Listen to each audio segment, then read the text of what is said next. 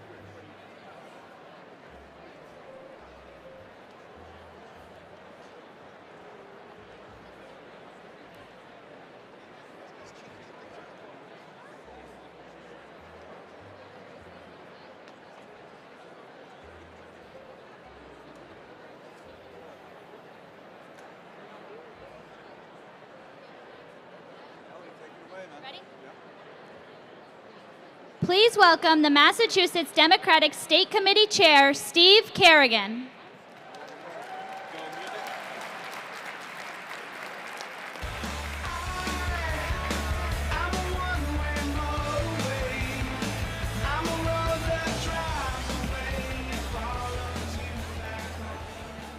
Good morning, Democrats. Thank you all for coming today. I know this is exactly where you all want to be on a perfect spring summer day. Louder? All right. Good morning, Democrats. All right. Those who know me well know never tell Steve Kerrigan to be louder, but that's all right. Welcome to Worcester, the heart of our Commonwealth. It is my honor to officially call to order the 2024 Massachusetts Democratic Convention.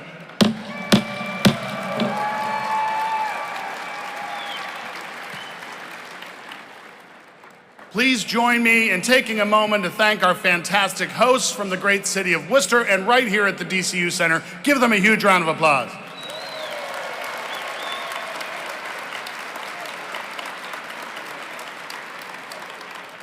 I couldn't be more excited to address this convention as your chair in the city of my birth. I grew up not far from here in a union household in my hometown of Lancaster. That's right, I said a union household. In my hometown of Lancaster, where my husband and I live now, I was born the proud son of a Mass Electric utility worker and an elementary school secretary who was a member of the MTA for more than 40 years. So there was no question where my political allegiances would lie.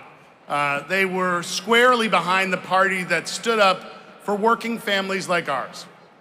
I am a Democrat because the Democratic Party is the party of civil rights and organized labor.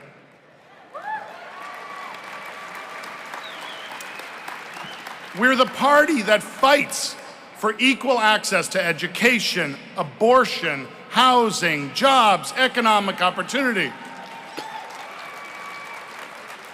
And we fight against food insecurity, inequality, and injustice across our country. We are the party that embraces, not bans, the words diversity, equity, and inclusion.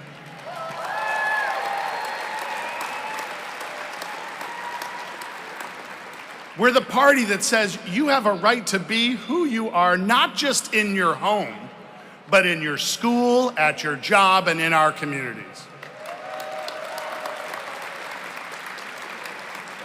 For that reason, folks, and many, many others, I am proud to be a Democrat. And speaking of pride,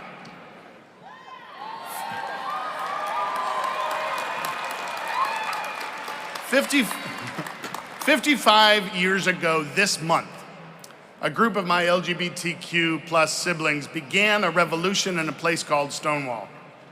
And 20 years ago, give it up for Stonewall.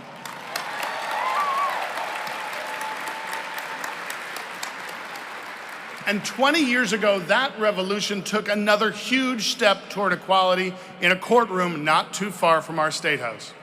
And because of those brave people, the pioneers in New York and the plaintiffs in Massachusetts, who stood up to injustice and fought for equality, I am able to stand here today as the first openly gay chair of the Massachusetts Democratic Party.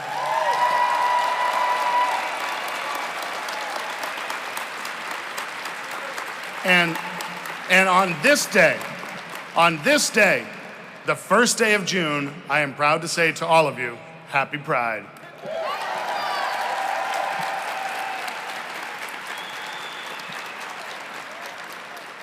Folks, we know who we are as a Democratic Party, and we know, particularly here in Massachusetts, we cannot rest on our laurels.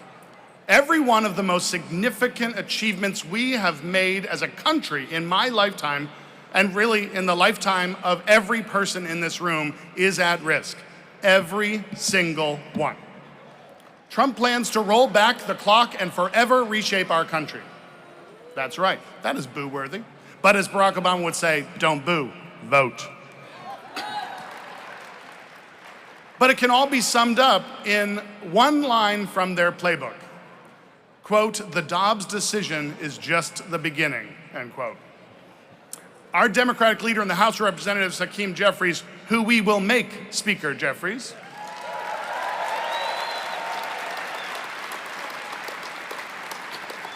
he put it perfectly when he said, if Roe v. Wade can fall, anything can fall. And therefore, everything we care about as Americans, as human beings, is on the ballot. You know, we as Democrats are going to defend what we have fought so hard to achieve. We're going to keep moving forward. We're going to protect our democracy. The other party has completely given in to Trumpism and its twisted MAGA ideals. Folks, but we've seen it, right? We've lived through 4 years of chaos and division. The darkest impulses of the far right now pervade the Republican Party. And the great Maya Angelou, God rest her soul, famously said, when someone shows you who they are, believe them the first time. And when you bow down and accept Donald Trump as your leader, you give in to election denialism, you promote division over addition, and you forever cross that line believing, as Trump does, that political violence is an acceptable way to attain and hold on to power. But as President Biden likes to say, this is the United States of America. Not here, not on our watch.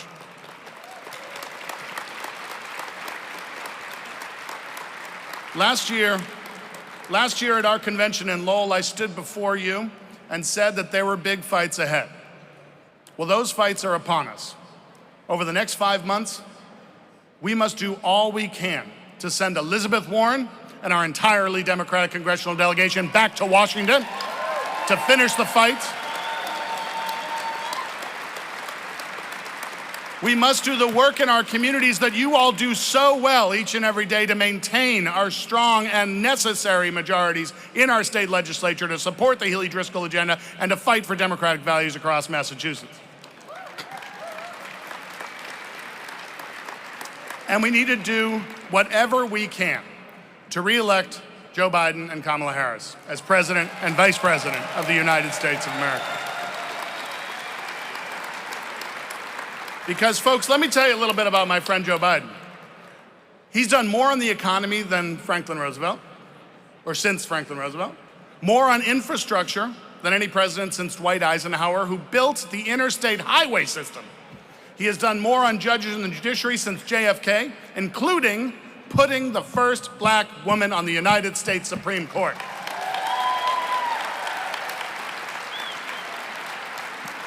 And he has done as much on healthcare as Lyndon Johnson, who signed into law Medicare and Medicaid.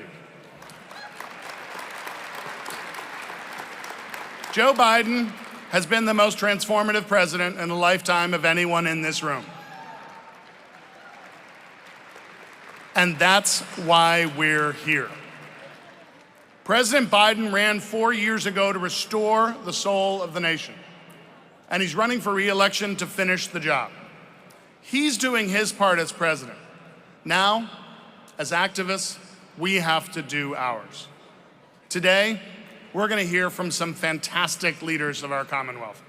Congressman Jim McGovern is going to come up here with some of our friends from the great city of Worcester. Boston Mayor Michelle Wu will be here. Our state auditor, Diana Zoglia, will be here. The Massachusetts president of the AFL-CIO, Chrissy Lynch, will be here. Our state treasurer, Deb Goldberg. Our Attorney General, Andrea Campbell, our Lieutenant Governor, Kim Driscoll, and our fantastic partner in government, the Governor of the Commonwealth, Maura Healey, will be here. And our two fantastic United States Senators, Ed Markey and Elizabeth Warren, will be here. And I have an opportunity to travel the country and talk to chairs all over the United States of America, and I'll tell you folks, they are jealous because they don't have a lineup like we do. They understand that our leaders aren't just leaders here in Massachusetts, but all across the nation and around the world. They are here today with all of us to energize and inspire us for the hard work ahead. My hope is that we leave this convention hall unified and more determined than ever before to get the job done. The calendar has turned, the crucial months of this election year are upon us, and the choice is clear. We're not merely fighting for Democratic candidates versus Republicans. We are fighting for democracy as we know it.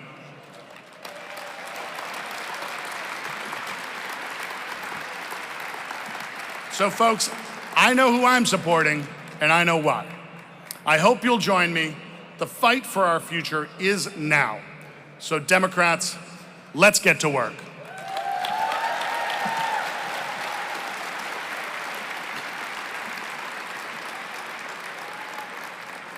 At this time, if you are able to stand, please rise for the presentation of the colors by members of the Worcester South High School ROTC, and welcome Secretary of State William Galvin, along with students from the Worcester Public Schools, who will lead us in the Pledge of Allegiance, and remain standing if you are able for the singing of our national anthem by Angelo Gray, a student at Worcester's Nelson Place Elementary School. Thank you.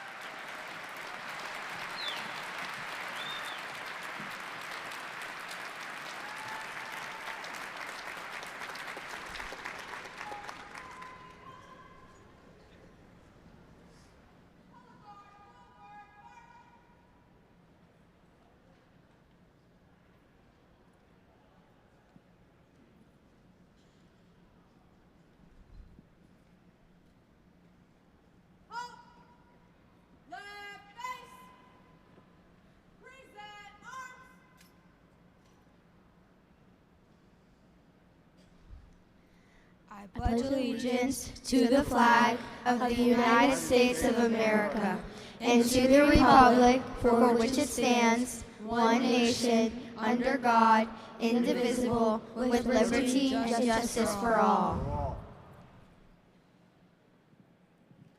Oh, say, can you see by the dawn's early light what so proudly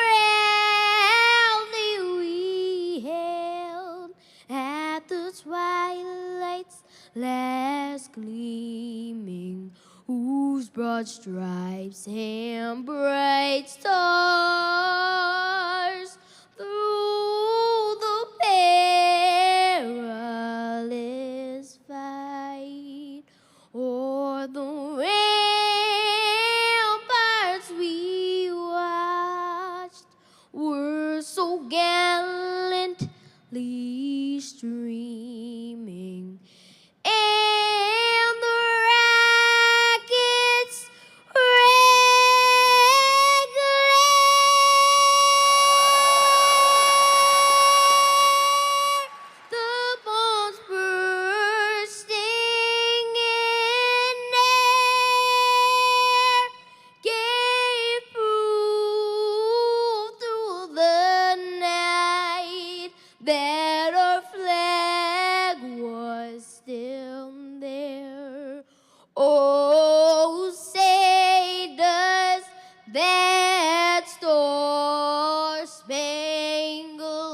banner yet wave o'er the land of the free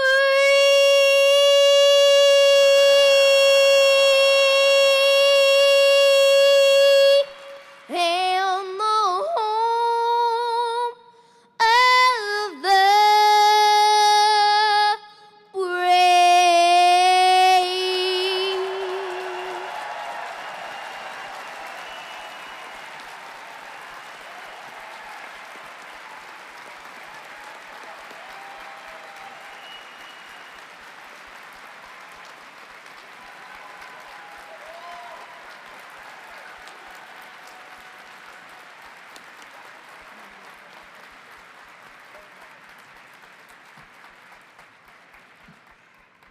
Aren't they terrific, all of them? Wonderful. Give them another hand, please.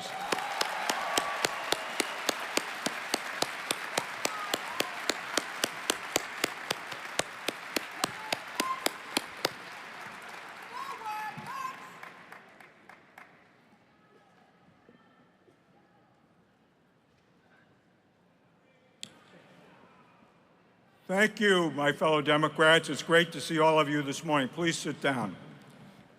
Thank you.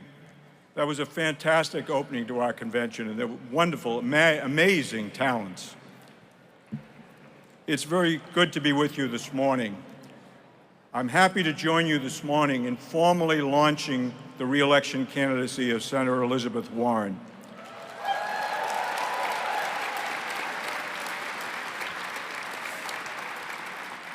Yesterday, I finalized the ballot for the upcoming primary, and I'm delighted to report to you that obviously no one in our party is running against Senator Warren. However, more good news, we have 3 Republicans fighting it out to run against her. I think we all know the importance of sending Senator Warren back. She's a fierce fighter who's spoken out not only courageously but effectively to defend us. No matter what happens in the upcoming election, we know there are going to be many battles that are going to be close in the years to come, and we need her ferocious leadership leading the charge. That's something we're all very committed to, and I'm delighted to formally launch her candidacy today. But as we know, we have bigger fish to fry come November. 5 months and 5 days from today, we will be deciding the course of the nation, make no doubt about it. Chairman Kerrigan has just told you all the reasons why that we all know. I'm going to tell you how, and that's much more important. The reality is that we have a choice to make.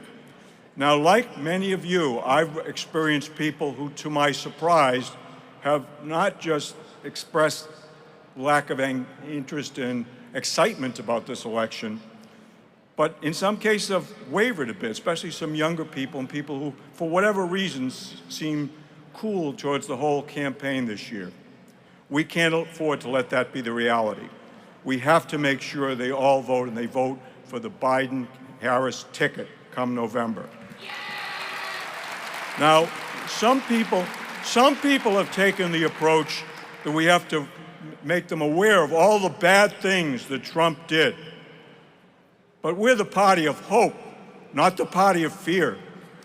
Our progress has been made by pointing the way future, how things will be better. And we've made them better.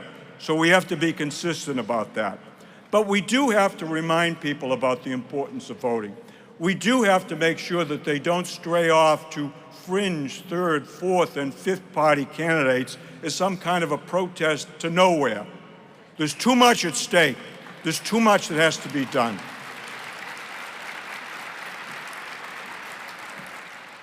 We also have to have a message for all of our people.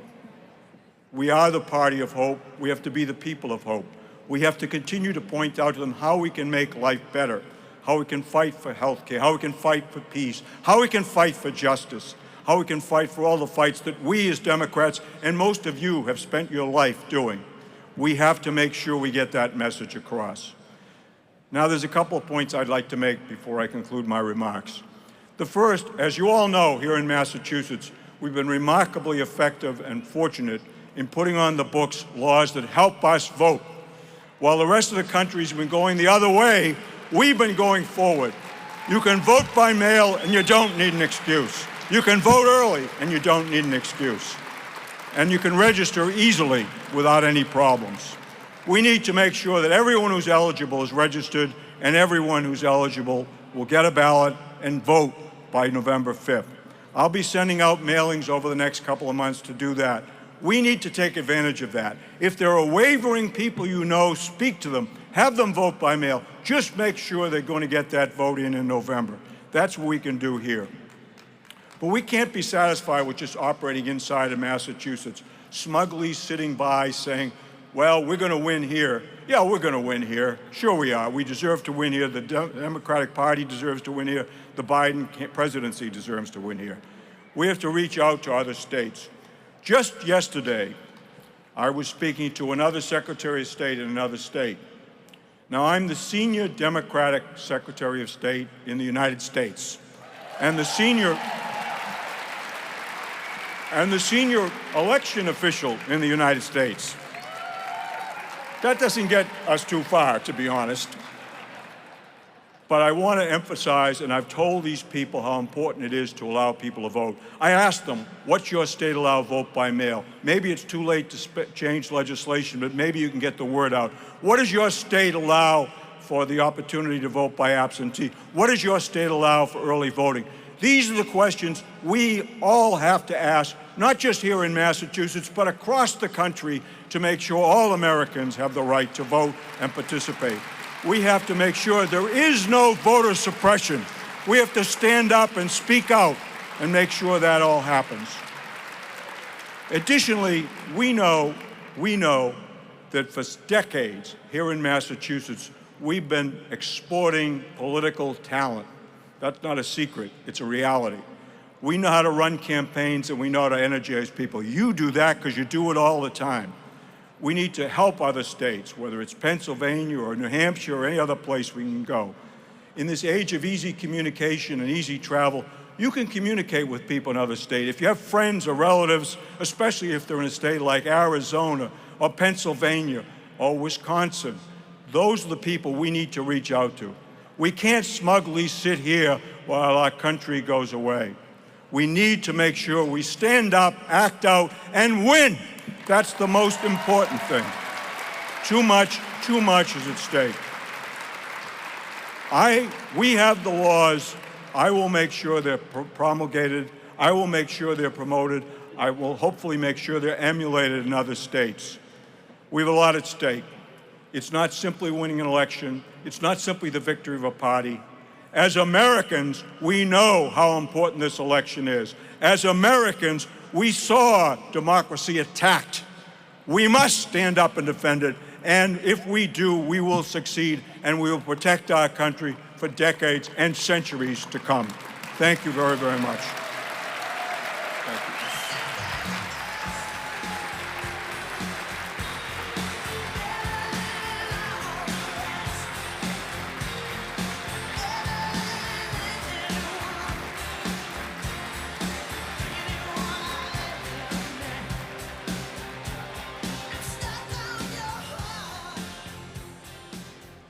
Please welcome Massachusetts Democratic State Committee member of the 1st Worcester District, William Eddy, and our host delegation from Worcester, Mayor Joseph Petty, State Senator Michael Moore, State Senator Robin Kennedy, State Representative James O'Day, and the Worcester Democratic City Committee Chairman, Sean Rose.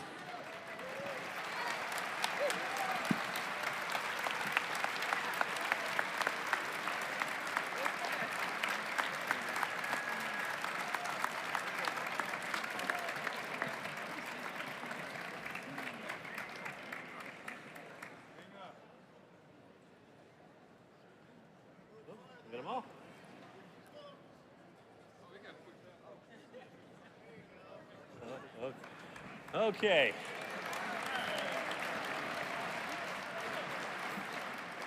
Welcome back to Worcester, my friends. It's great to have you back here in our great city.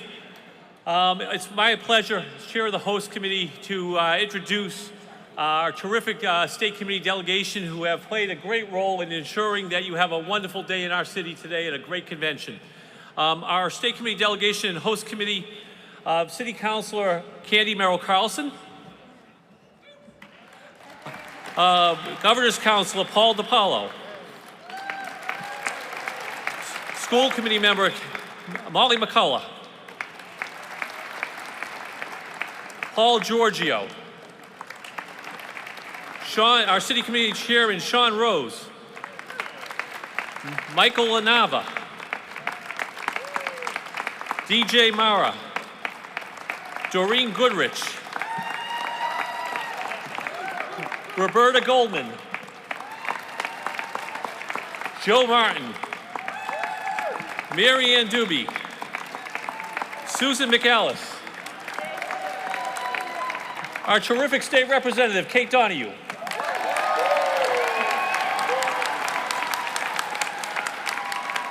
Jason Palich, Selectman Carlos Garcia, Max Sherman, Ravindra McCullough, John Brissett, Meg Mulhern, and Tom Holloway.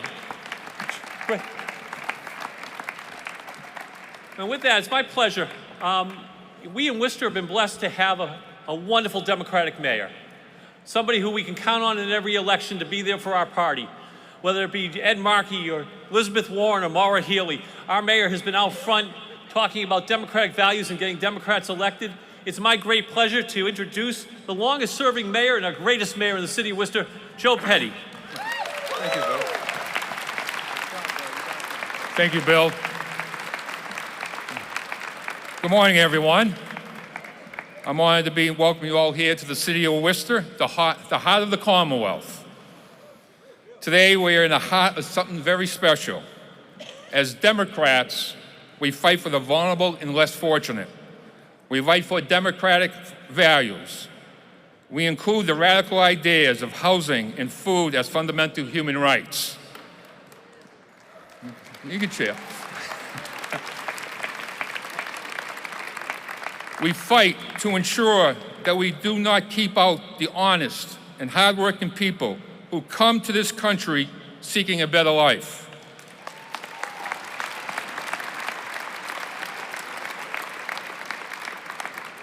Our city's fabric was woven by immigrants who came here for their share of the American dream.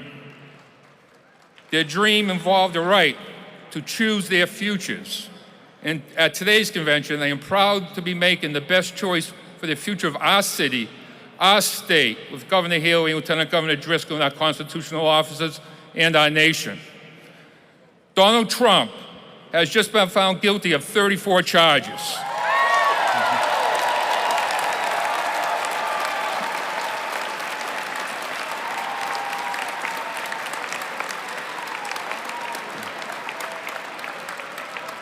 He is guilty of leaving his fellow Americans behind as he works to benefit himself and other wealthy people. Here in the city of Worcester, we welcome the people that Donald Trump is trying to keep out. Racism, hatred, homophobia, xenophobia have no place in the United States of America.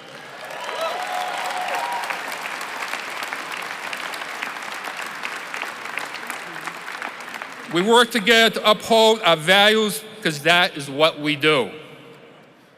President Joe Biden has been fighting an uphill battle to save our democracy, along with so many of our friends on Capitol Hill, including Senator Markey, Senator Elizabeth Warren, and of course our Worcester's own Congressman Jim McGovern.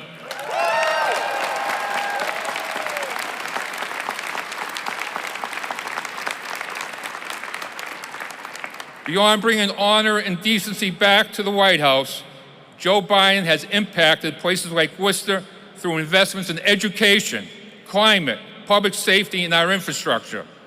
Joe Biden cares about our communities, and he's not afraid to put his money where his mouth is. The Democratic Party is fighting every day to protect the rights of women, members of the LGBTQ+ community, and they are working to ensure that our history, even the bad parts, is neither erased nor repeated.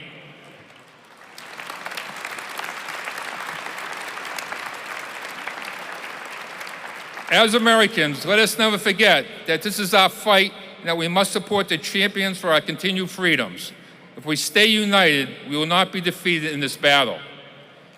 As we leave the hall today, let us recommit reminding our friends, families, and neighbors of the positive impact that our great Democratic President, Joe Biden, has had over the past 3 years. I look forward to joining you in this effort. Again, welcome to Worcester, everyone. Thank you.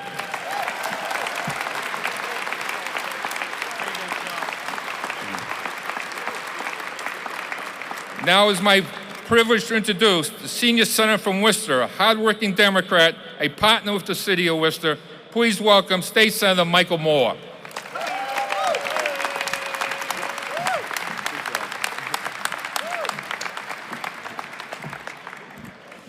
Good morning, delegates. How do we feel? Well, I want to welcome you here this morning on behalf of myself and my colleague in Worcester, Senator Robin Kennedy. Welcome to Worcester and the DCU, the home of the Woo Sox, the Worcester Railers hockey team, growing life science and biotech industry, and many great colleges and universities. But this day is a long day coming. Today, we come here to begin the process of making sure we send Democrats to our state legislature to serve all the people of Massachusetts and protect our basic democratic principles and rights. We can't take for granted what we have here in Massachusetts. We have seen rights most people thought would never be taken away under attack. Thankfully, here in Massachusetts, we have a Democratic legislature that has stepped in to preserve these rights and democratic principles. We also begin the long-awaited rematch between President Biden and the other guy. We all know what the other guy stands for. We just watched breaking news from New York, as we all did this past week. The election in November is potentially the most important election our country has faced. An election where we see some of our basic rights under attack. Basic rights under the Constitution could be at risk. Who would have thought in 2024 we would be fighting to secure health care protections for all women? Anti-Semitism and hate crimes on the rise. The other side, who would have a candidate for president who doesn't support efforts to address climate change. A Supreme Court that doesn't hide its political leanings and efforts to attack our basic rights and democratic principles. And we have a former president and a candidate for presidency who is a convicted felon.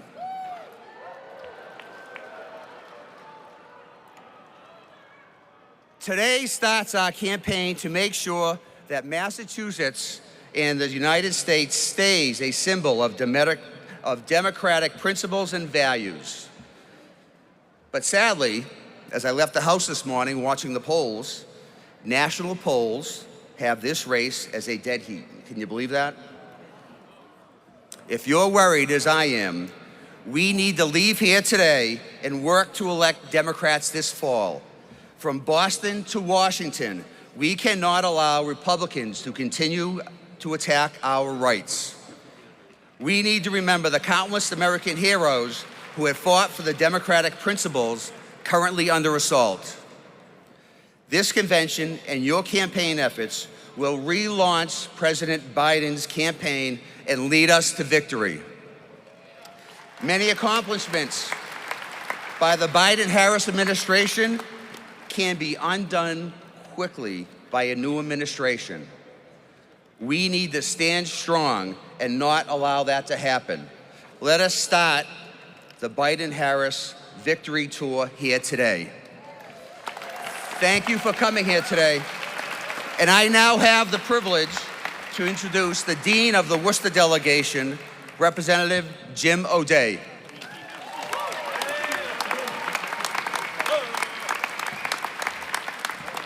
Good morning, Democrats. How we doing? And that Dean thing only means I'm old, so It's great to be here amongst all you Democrats, but before I get rolling here, I really want to take a moment to introduce the rest of my colleagues that are here with me from the Worcester delegation. Did I say Worcester? I meant Worcester.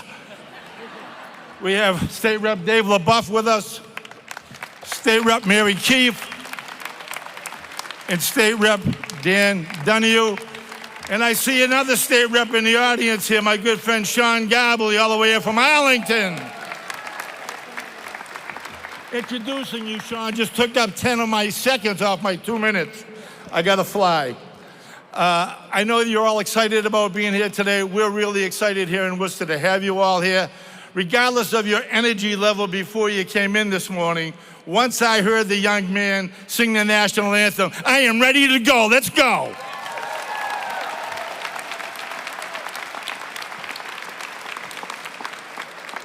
We are very much looking forward to all the work that's going to be done here today. We have to make sure that we make certain that Senator Elizabeth Warren gets on the ballot and gets reelected. As you know, she's a tremendous influence on all of us here in the Commonwealth, and looking forward to her working again for the next 6 years. But I do want to take a moment just to give you a little bit about the city of Worcester.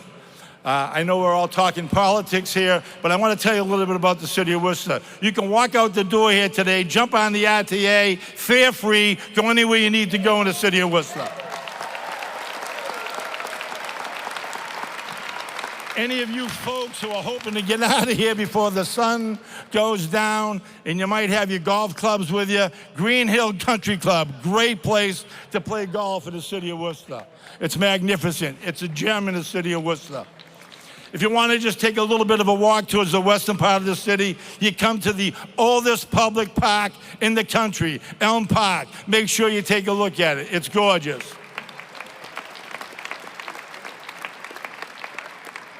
You only have to come to Worcester to find plenty of places to eat. There are wonderful restaurants all across the city. So please don't just run out of here and go back to your homes. And to my friends from Boston and East Boston that are here today, let me just be clear on one thing.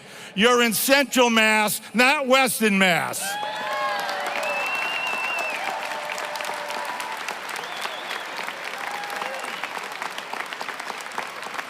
And I think I have used up all of my time. Thank you all for coming. Let's get the job done. Democrats up and down the ballots. Have a great day here in Worcester. Thank you.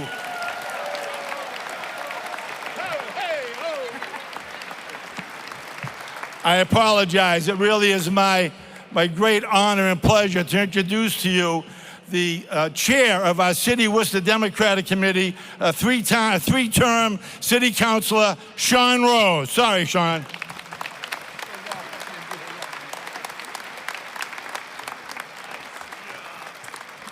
On behalf of local Democrats in the city of Worcester, welcome to our magnificent city. It is my privilege and honor to introduce the greatest congressman, Congressman Jim McGovern.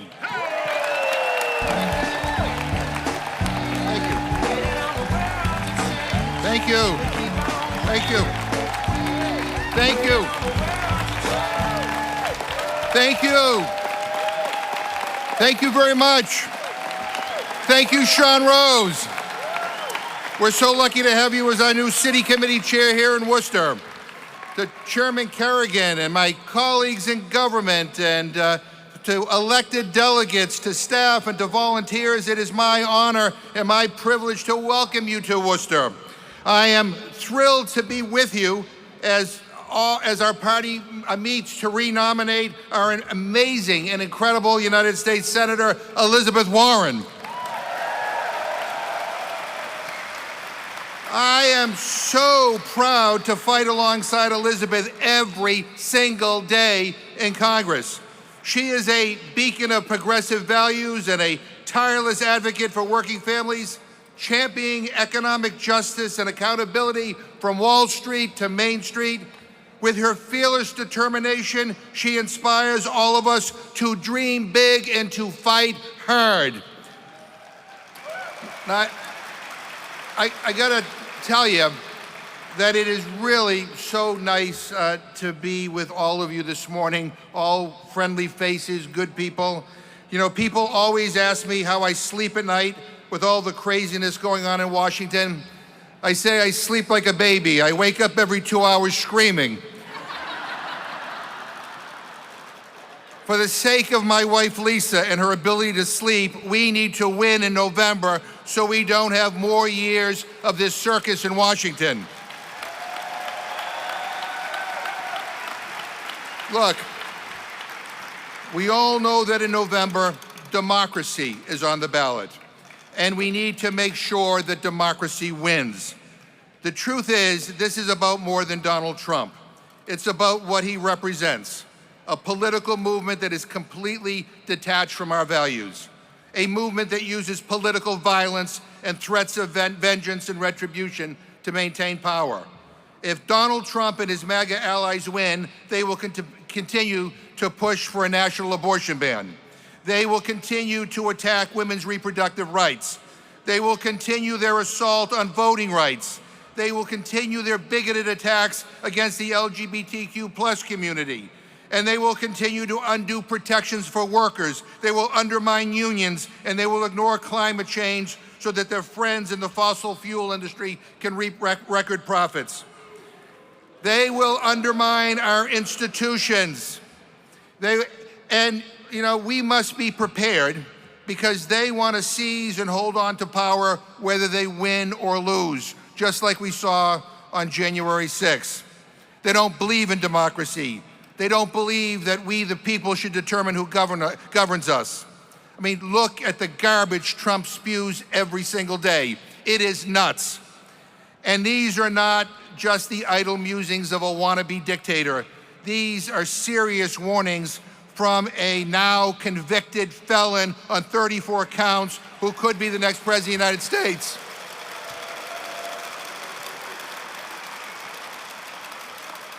And let's pledge to do one thing. Every time you mention the name Donald Trump, it should be followed by convicted felon.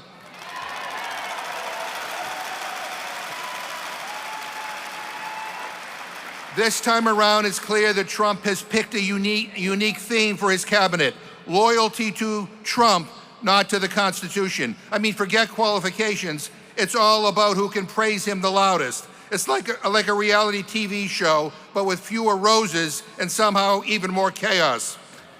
We cannot let that happen. We must reject this extremism, this lurch toward fascism, if you will, on every ballot across this country.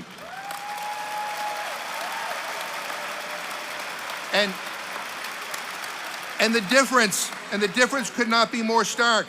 Democrats believe in democracy.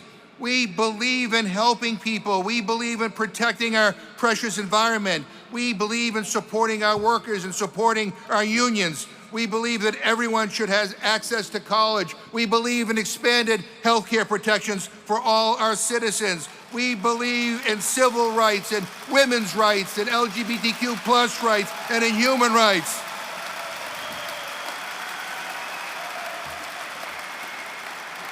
Democrats run to win, but we win to govern. And we govern to make life better on behalf of all the American people. Now look at the record.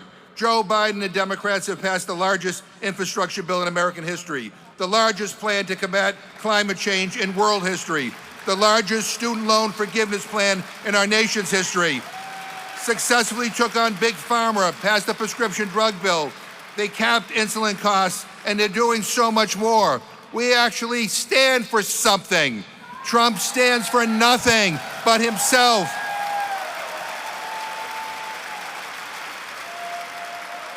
And let's be honest, Republicans are no longer part of a political party. They're part of a cult. We offer vision, not just division. And we fight for justice and for the future of our children and our grandchildren. We fight for freedom and human rights, both at home and abroad. We are standing with our allies in Ukraine as they are trying to repel this brutal Russian invasion.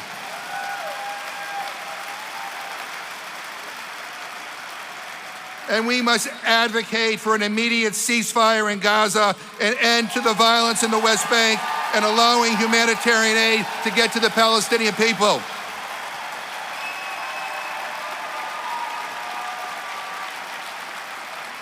And we must be committed as well to the release of all hostages and a future that includes a secure Israel and an independent Palestinian state. We stand for a government that works for everyone, not a government that serves only the well-off and the well-connected. Look, delegates, we need to make sure we re-elect Senator Warren and keep the Senate. We need to flip the House. We need to re-elect President Biden. And let's not lose sight of important fights that we have right here in Massachusetts. From the State House to Governor's Council, school committees, and so much more. We cannot afford to cede any race in any corner of Massachusetts, from Leominster to Barnstable, from Pittsfield to Provincetown. We can't take anything for granted. And that is why your involvement is so crucial.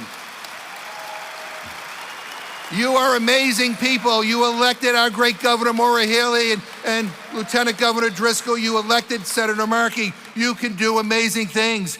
Each and every one of us has a role to play. This fight is all our fight. Whether it's knocking on doors or making phone calls or getting involved, whatever way you can, we need to work like we have never worked before. This country is at a crossroads and our democracy is literally at stake. So I'm asking you to commit as much time as you can between now and November to make sure we take the right path.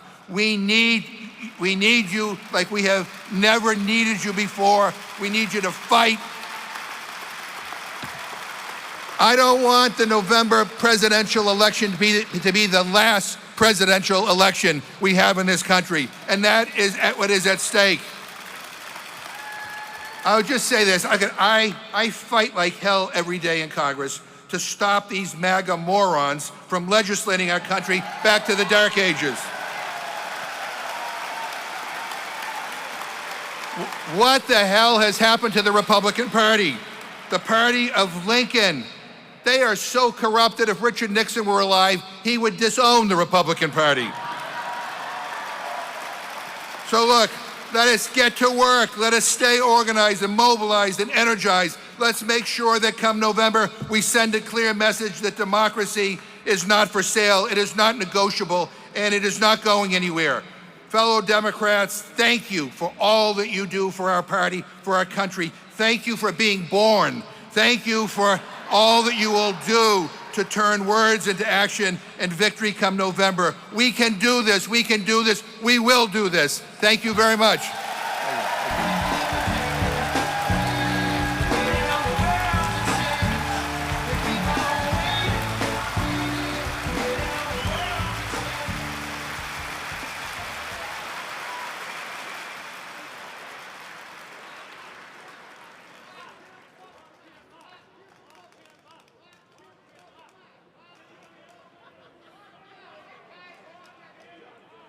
Good morning, Massachusetts Democrats. My name is Addison Clancy. I'm a junior at Worcester Doherty Memorial High School and a student council member. And I'm Ned Olney. I'm a sophomore at Worcester Burncoat High School and an AP government student. It is our honor to introduce the Mayor of Boston. Michelle Wu is the first woman, first person of color, and first mom to be elected mayor of Boston.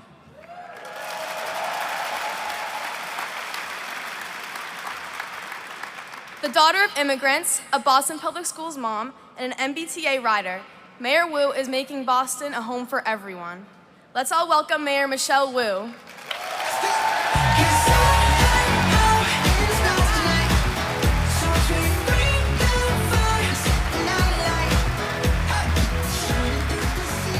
Good morning, Democrats! Thank you so much to Addison and Ned for your very, very kind introduction. Thank you to Mayor Petty and the entire Worcester delegation for hosting us here today in Central Mass. I'm just kidding. It's always great for Wu to be in the Wu, so I know where I am. Thank you so much to Chairman Steve Kerrigan and the entire Mass Dems team for all of your hard work in putting together this incredibly packed and important convention.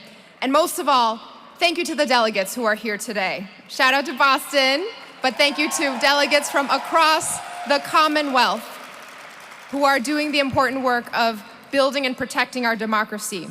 Whether this is your first convention or your 21st, 31st, 44th convention, we are so grateful to have you here because we need you more than ever. We need your activism, especially given what we all saw happen earlier in this week. A somber reminder that this is no ordinary election. Democracy is on the ballot. Character and competence is on the ballot. Our entire future is on the ballot. I've been in city government for a little bit now, so I remember what it was like after the 2016 election, when city halls all over our Commonwealth, all over our country, had to gear up and fight our own federal government for basic rights and the humanity of our residents. I will never forget what that was like. And now as mayor, I've seen what it's like under the Biden-Harris administration.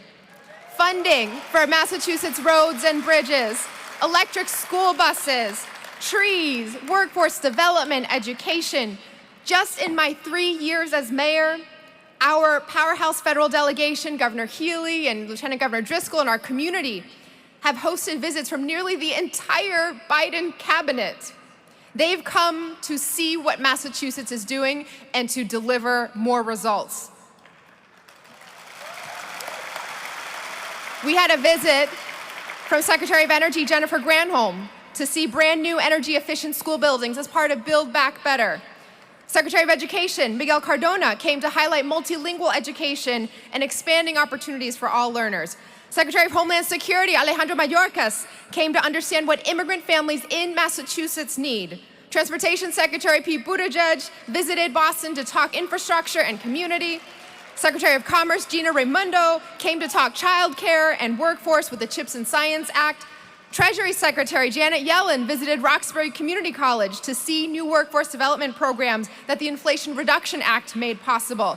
Interior Secretary Deb Haaland came to Boston to discuss partnerships as the Biden administration is on track to conserve more land and waters than any other president in history. I'm not done yet. Health and Human Services Secretary Xavier Becerra visited with First Lady Dr. Jill Biden to discuss the White House's Women's Health Initiative. Vice President Kamala Harris came multiple times to our state to showcase work-based training programs and stand strong for reproductive justice.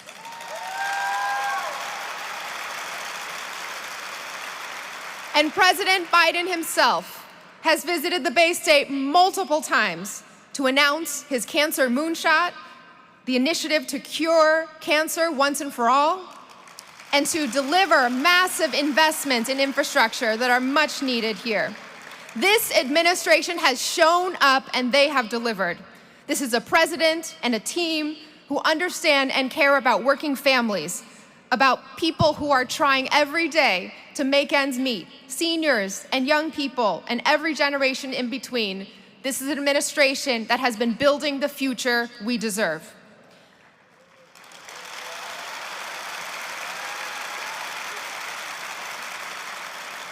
So even with all the noise, I'm not voting this November out of fear or division or distrust or hate. That's the other side. I'm voting with the party of opportunity and possibility for everyone. I'm voting for President Joe Biden, for Vice President Kamala Harris, for Senator Elizabeth Warren, for Congresswoman Ayanna Pressley, for our Democratic state legislators all across Massachusetts on the ballot. So thank you, Mass Dems, for standing up when it counts. Thank you for making our state shine, and thank you for doing our part to safeguard our democracy and our future. I am so proud to be in this work with you. Most importantly, go Celtics!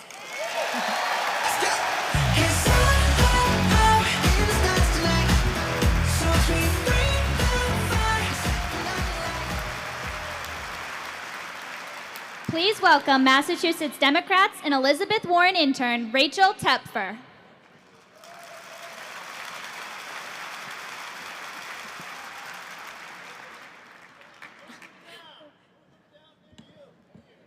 Thank you. Good morning, Democrats of Massachusetts. My name is Rachel Tepfer, and I am a young Democrat of Massachusetts. Thank you. It is my distinct honor to introduce a proud member of Labor's Local 22, who has been a true champion of the labor movement for nearly 20 years. Our next speaker has fiercely advocated that labor be a leading voice in the fight against climate change, spearheading the formation of Climate Jobs Massachusetts to fight for strong labor standards on clean energy projects and just transition. She continues to fight day in and day out to protect workers from the threats of unregulated technology like artificial intelligence and corporations using technology to erode our strong labor protections. She has also spent years getting union members elected across the Commonwealth and has shown resilience, tenacity, and unwavering loyalty to working people and their families. Yes, give it up, give it up. Absolutely.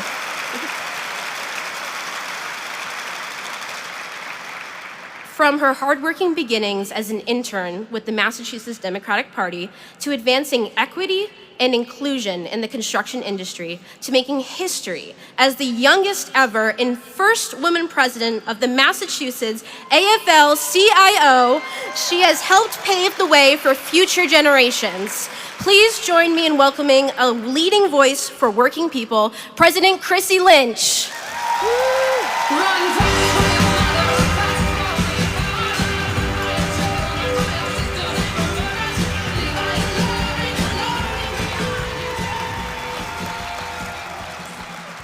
Good morning, Dems.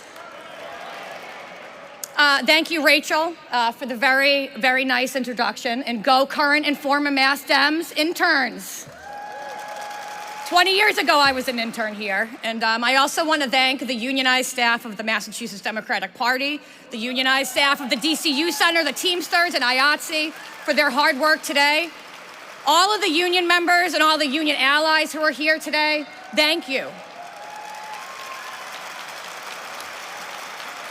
And thank you, Massachusetts Democrats. You know, I've been to about 20 of these over the last couple decades, and never did I think I would be at the podium speaking someday. So this is a little surreal. But it is also an honor, a very great honor that I don't take lightly. I am so proud to be the new president of the Massachusetts AFL-CIO. The first woman, the youngest. We are a state federation of labor. We are made up of over 800 local unions and nearly 500,000 members from every sector and every corner of the state that you can think of. The leadership of each of those 800 local unions is democratically elected by the members of each of those locals. Those local leaders set the direction of the Massachusetts AFL-CIO that our team carries out every day. And there's a lot of balances we have to strike as the labor movement. The labor movement is not a monolith. One local union's opinion does not reflect the entire labor movement. Very similar to the Democratic Party, we are a very big tent. We represent over 800 local unions who each have very unique experiences, unique perspectives, and unique priorities. But we all share the same values, and we think we agree with the whole rest of the party on that. We all want to grow the middle class. We all want to improve the lives of working people and create an economy that works for every American, not just the wealthy and the well-connected. We all agree that the best way to grow the middle class is to organize more people into unions and negotiate strong collective bargaining agreements. But we have to balance that with being active politically and legislatively to elect people, elect good Democrats who share our values, and to pass and protect laws that help working people. To do that, at the Mass AFL, we identify the shared goals, the shared threats of working people, of the labor movement, and we create and we support campaigns around those shared goals. Labor recognizes the dignity of every individual, on and off the job, regardless of all the ways that the right wing has used to divide us. by race, by gender, by ethnicity, by immigration status, by who we love. Work connects us all, and the AFL-CIO grounds us in all of that. We try to be the glue that binds us together in solidarity, rejecting the hate and the division, and instead uniting us around the common goals we know we all share as working people. Livable wages, health care, retirement security, safety and training, a voice at work. But we're also being very, very intentional about making sure that each of those goals have through lines that advance racial justice and gender justice so that we are diversifying the union movement in the middle class as we grow it.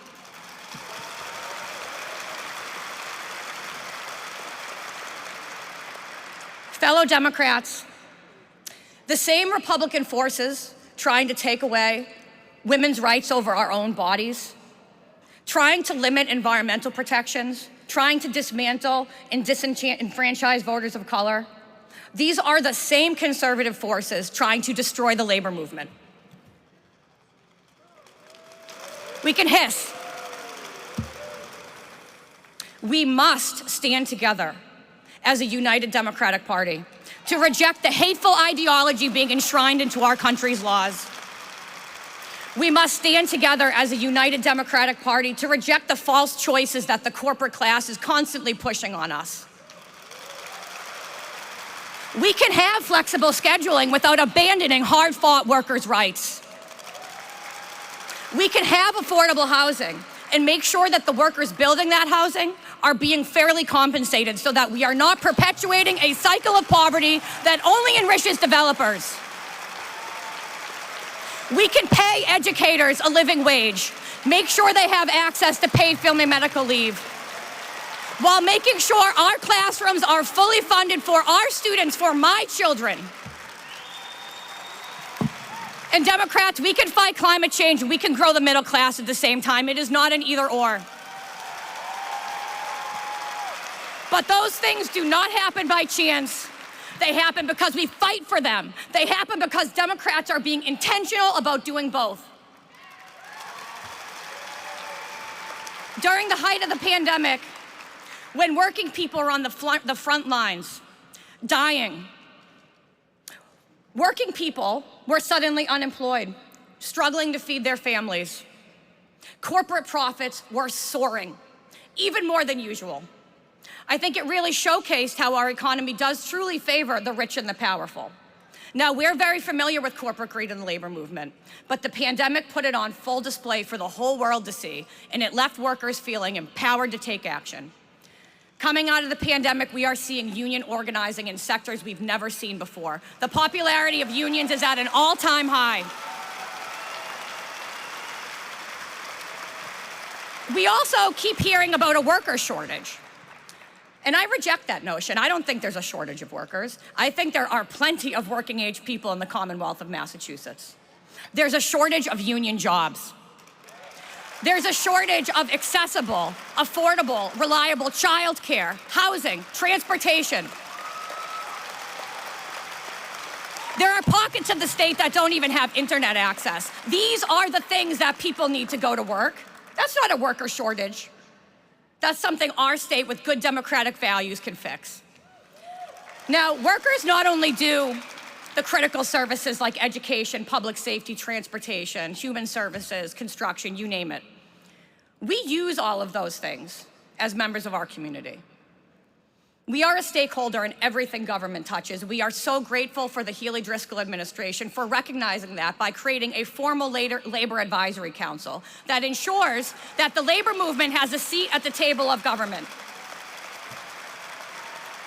Some future governor will have to rescind that, and we're not going to let that happen, are we? No. Look, the labor movement believes that government should always be investing first and foremost in its people and the public good.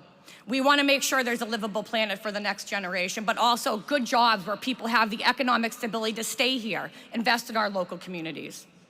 I'm so proud to be from Massachusetts. I'm so proud that we have a Democratic trifecta in state government and all Democratic federal delegation that shares our labor movement values. And in a few months, there will be an election for president of the United States that will pit the most union-friendly president in our history against the most divisive, dangerous candidate in our nation's history. The Democratic Party has got a partner in the labor movement to solve the tough problems facing our society, to fight against fascism, to fight against corporate greed. We are in it together. We are in it to win it. Thank you for having me. Let's go win.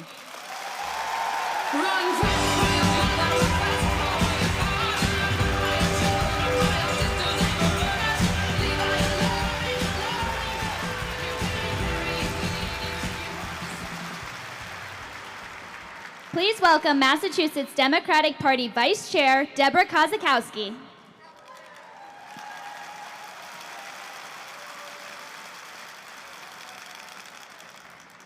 I would come after Chrissy Lynch. Good morning, everybody. Thank you so much for being here. I cannot tell you how much it means to me to look out at this crowd and know that we are rock and roll ready. There is one job that the Democratic Party has, that's to organize and to elect Democrats from that organizational ability. Yeah, it's okay to like that one, because that's what we're here to ask you to do. Today's a lot of fun, but there's a lot of work to be done. We're doing a lot of work at the party, thanks to our new chairman, relatively new chairman, Steve Kerrigan. Seriously, isn't he the best? Come on.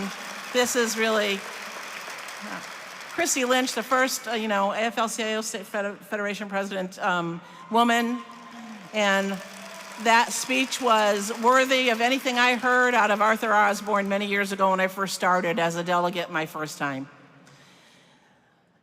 We have something at the state party that's practical to do, and that is to continue filling the vacancies in our ward and town committees. We have a great crowd here, and I know a lot of you have been working hard to fill those seats. We have a much larger representational amount of people than the Republicans have. They keep their party small for a reason. We are inclusive. We want people to be involved, and we want diversity both in what we think of as diversity among ourselves and in diversity of thought. We encourage debate, and we encourage civil debate. It's called Blue Local, and for those of you who haven't heard of us, it's been happening across the state. Michelle Morantz from Dalton, if you're here, thank you. You're our maiden voyage, and she took a town committee that was in need of help, and they are rocking. So to the rest of you, expect to hear from us. And thank you so much for your warm welcome. And as your vice chair, I will tell you, I will continue to work hard every single day to make sure that our ward and town committees are successful, lively, and fierce. Thank you.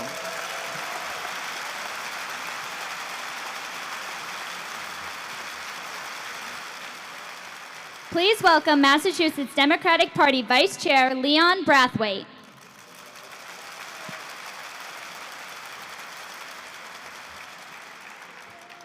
Good afternoon, delegates.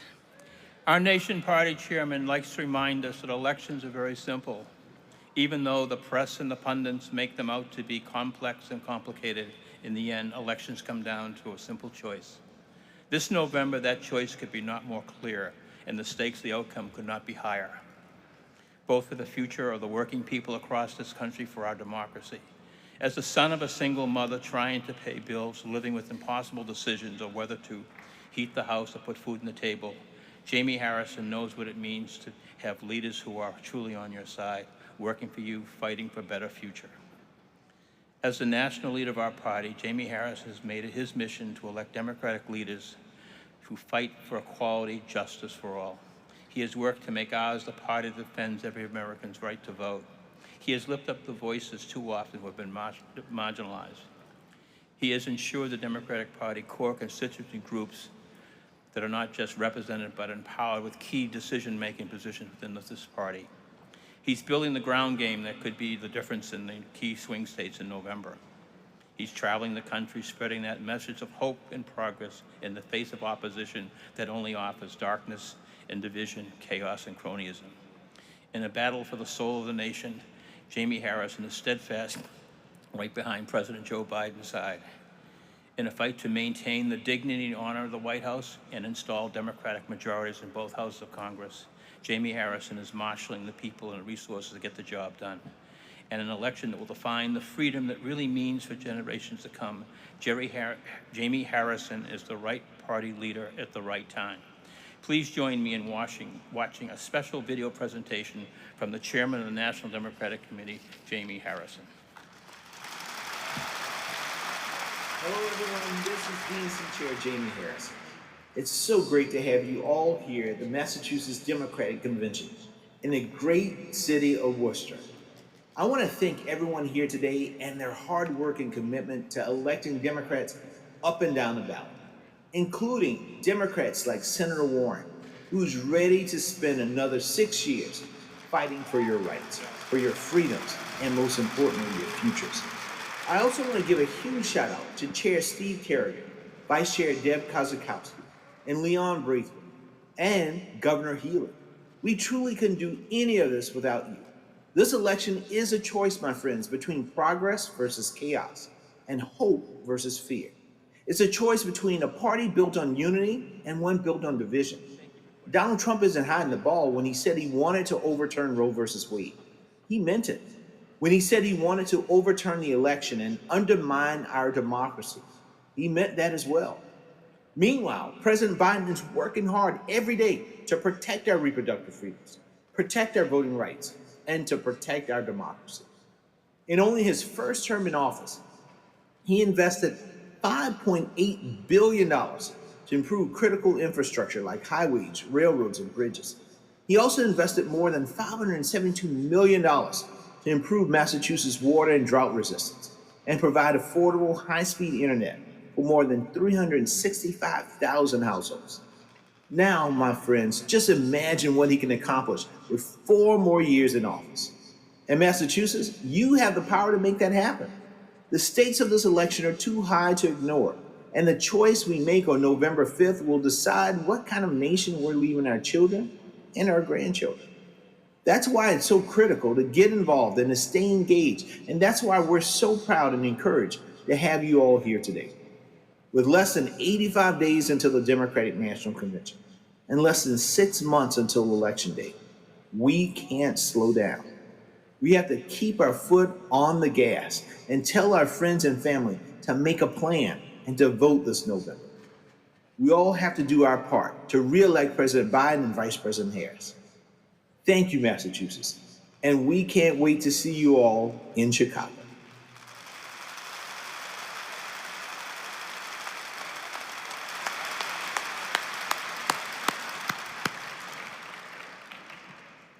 Hey, delegates. How we doing? You all fired up? All right. Well, we're going to take a very short break while we complete the roll call. So as a delegate or an alternate, you must vote in attendance at the roll call in order to be able to vote on any ballots throughout the rest of the convention. So see your tellers. Tellers, either stand or raise your book so everyone knows who you are. And make sure if you haven't checked in with them, please do. We will give you about 5 or so minutes to do this, and then we will get back to our fantastic program. Thanks, everybody.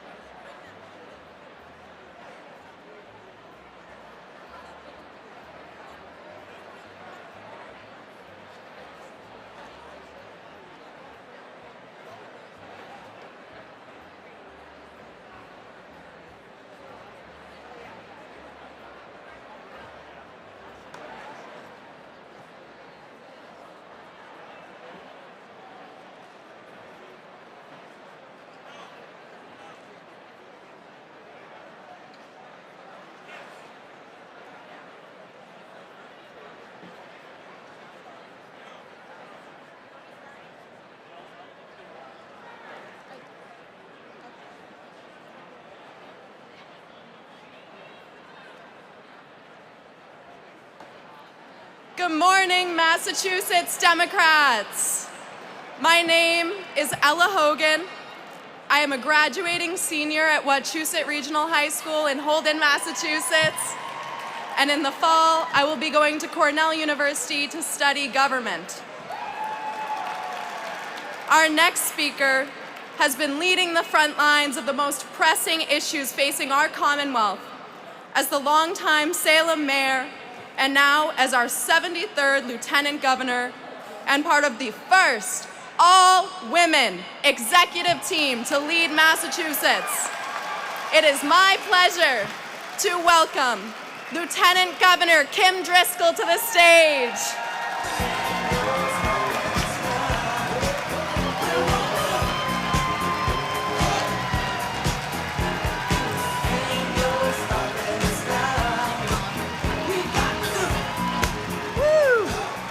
Hey, good morning, Democrats. Can we get a woot woot for Worcester? All right, I love it, I love it. It's so great to be back with the grassroots leaders who fuel our democracy. You know, 2 years ago, almost to the day, I stood on this very stage asking for your support to be your next Lieutenant Governor. I am still so grateful for your endorsement on that warm Saturday afternoon, your hard work that fall on the campaign trail, and the honor I get to feel every single day serving as your Lieutenant Governor. Thank you so much, really from the bottom of my heart. As a certified government nerd and as a proud product of public Massachusetts higher eds, go Vikings! As the daughter of a Navy chef from Lynn and an immigrant from Trinidad, it's an honor of a lifetime to be your LG. And I get the added bonus of being a teammate to Governor Maura Healey. Let me just stop there for 1 minute and thank my teammate, my friend, the captain of Team Massachusetts, and our amazing governor. Maura, your empathy, your intelligence, your endless strength, your vision and sense of urgency, your ability to see around corners and into hearts is nothing short of inspiring. And it's such a privilege and a joy to get to work with someone you like, respect, and admire, and I get to do that every single day. And how about our incredible team? Governor Healey has assembled, or should I say, put on the court. We win with people, and our cabinet is made up of the best and the brightest across this state. It's the most diverse cabinet any governor has assembled in Massachusetts history. This team, led by a Get Stuff Done governor, comes to work every day with a can-do spirit, a sense of urgency at tackling our most pressing challenges. And thanks to Governor Healey, our administration, our partners in the legislature, many of whom are here, we're making progress on our top priorities, all of which align with Massachusetts' democratic values. That's why you're here. You know, we're the administration that wakes up every day imagining and working for a more affordable and a more equitable future. Think about it. Imagine a Massachusetts where our young people and their families have our support from pre-K through college without cost burdens and lifelong debt, so that everyone has a chance at a brighter future. We acted on that by doubling funding for K through 12 schools, expanding mental health care for youth, investing in evidence-based early literacy, and ensuring that no child has to learn on an empty stomach. We've expanded funding for career vocational pathways for high school students and provided record funding for pre-K to make high-quality early education more accessible and affordable.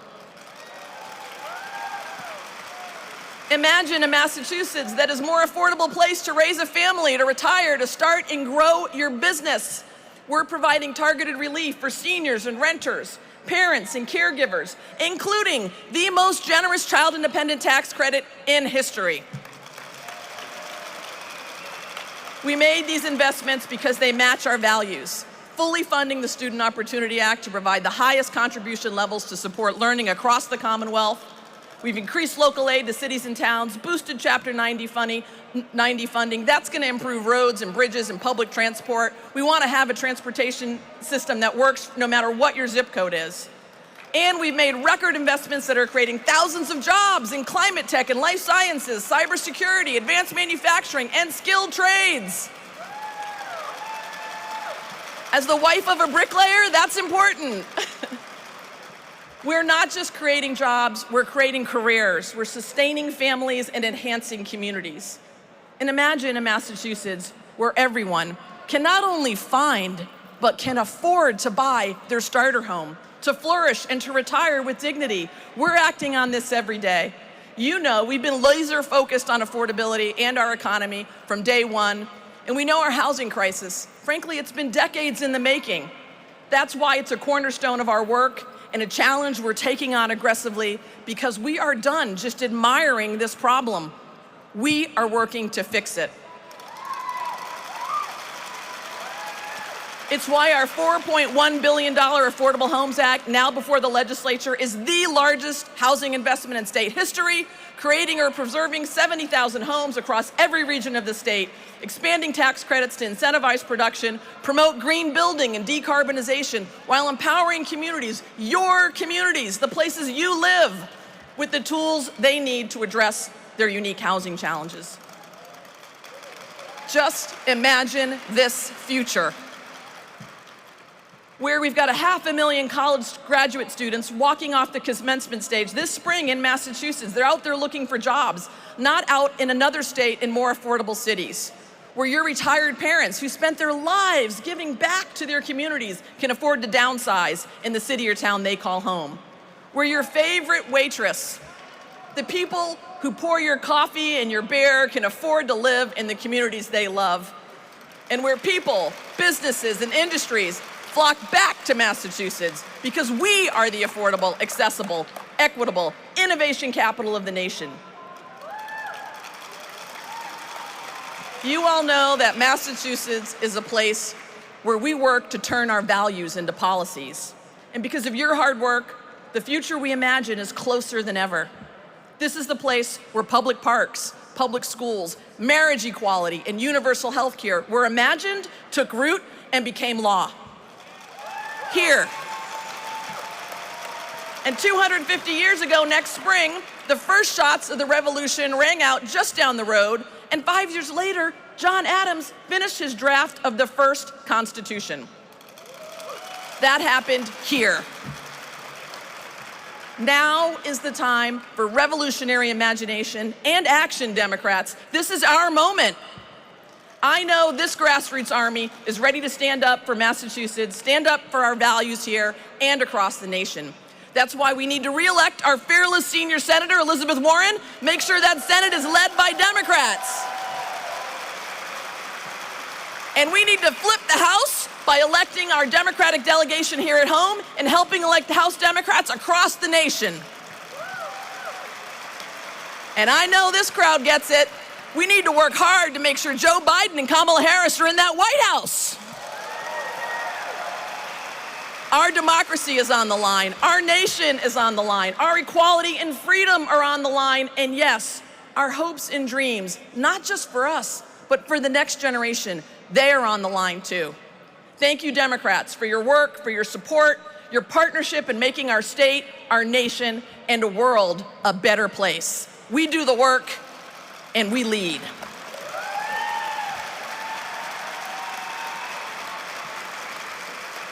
All right, now it's time for me to introduce a woman who knows a thing or two about lacing up for democracy. She was our beacon in the dark days of 2017. She stood on Boston Common and said, if Donald Trump comes for our rights, she'd see him in court. And we know he knows a thing or two about being in court. And she did just that. And now, as the people's governor, she's leading on our values and those lofty dreams. She knows how to deliver on our promises and make them real. That's the vision, the work, and the reality of Team Massachusetts. So join me in welcoming my friend, my teammate, and Massachusetts' greatest champion, Governor Maura Healey.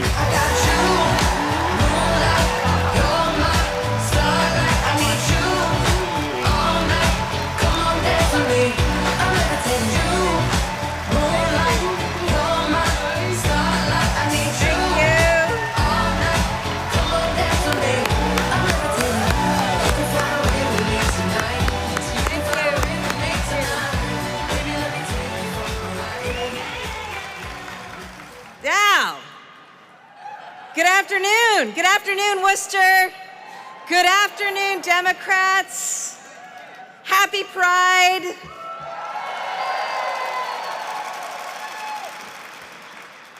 And how great is Kim Driscoll?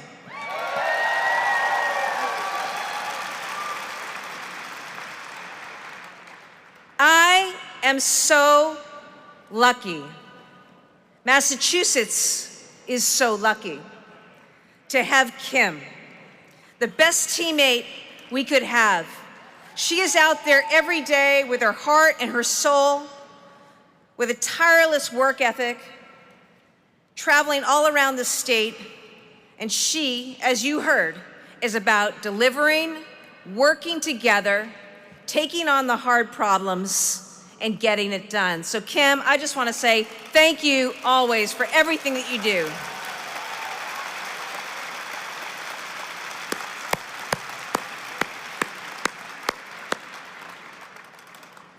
Now, the last time we met in Worcester, I asked you for your support in the race for governor. I can't believe that was already 2 years ago. I remember saying how much I believed in our state, and I believed in our people, in our promise and our potential. And I told you then that we were going to give voters a choice. Across the country, there was so much anger and division. Our Republican opponents wanted to bring Trumpism to Massachusetts. But we offered a different vision, a vision of optimism and hope, a belief in coming together, working hard, and lifting people up. Now, you stood with me that day, and with your help, we went on, we won that election, and yes, we made some history.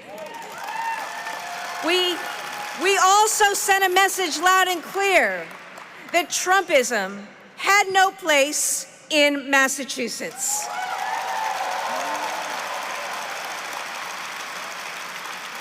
I am so grateful for all that you have done and all that you continue to do for Massachusetts and for our country.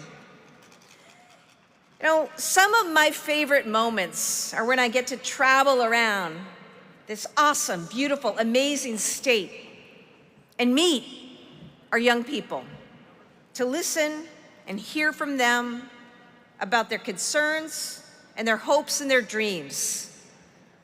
I'm a new parent now, and I see it in my kids every day as they head off to school, or we go for a hike, or they take to the soccer field. They have so much optimism and joy. I also see the strain felt by so many parents. Parents who are wanting to give their children everything that they need, but it's tough to do. People are struggling with high costs, trying to balance work and kids, dealing with health or mental health issues themselves or with their loved ones. Those stresses, of course, go beyond just parents. Everyone is feeling them. I know that. And I want you to know that this administration, we see you and we're here to support you. Because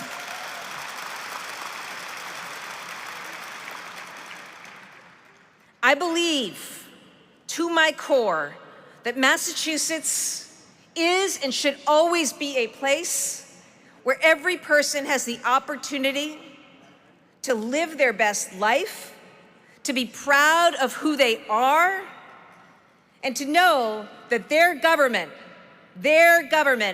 has their back. That's the Massachusetts that we are building together. It is. That's what we're working on. That's what we're building together. It's why we now offer free meals for every child in every school, breakfast and lunch, because no child should go hungry to school. It's why together For the first time, we offer free community college for every person 25 and over. Because you know and I know that every person deserves the opportunity to build a career and economic mobility for themselves and their families. This is the future that we're building, working together. Working together, we doubled K through 12 funding, and we're making pre-K free for every child in every gateway city, because our kids don't just deserve an education, they deserve the best education. It's why together we passed the most generous child tax credit in the country. And we're on the verge of passing a game-changing housing bill to bring down housing costs for everyone. Now, our economy has the lowest unemployment rate in years. And this is important, workers' wages are at an all-time high because a strong labor movement is a key to a strong economy here in Massachusetts and across America.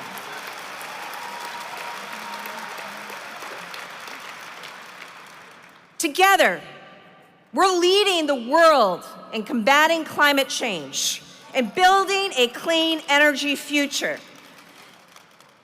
And I'm proud to be the first governor to pardon not just some people, but every person with a simple marijuana conviction on their record, because no one should be denied a job or housing because of an old conviction for something that is now legal.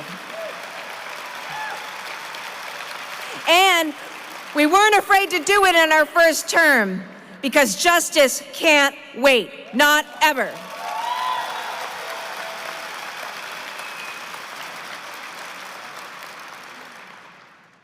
And I want to be really clear that Massachusetts is and always will be a beacon, a protector of reproductive freedom here and all across this country.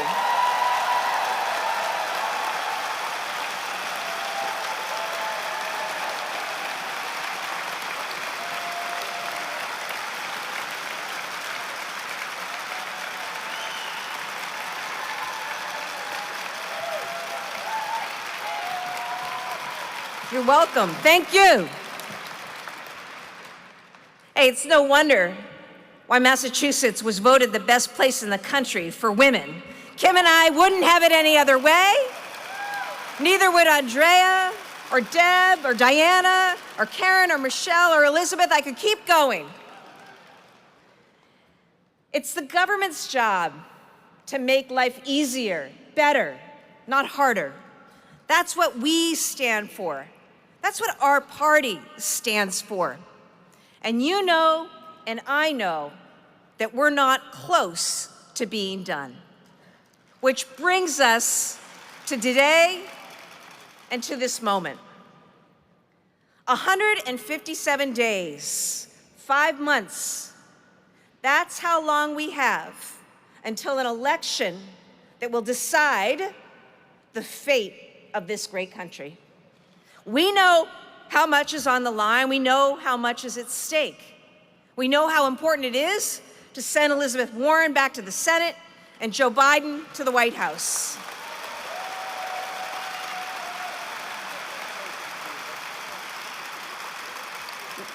We also know what we're up against, what we're dealing with. The other side continues to run on anger and hatred and fear. They continue to spread lies and disinformation in an attempt to create an alternate reality. The key, I believe, folks, is the truth. We're going to win this election with the truth. Now, You know, to get the truth out, we have to do the work. And we have to be dogged about that, unrelenting in our communication, in our compassion, in the urgency and the intentionality every day from this day forward.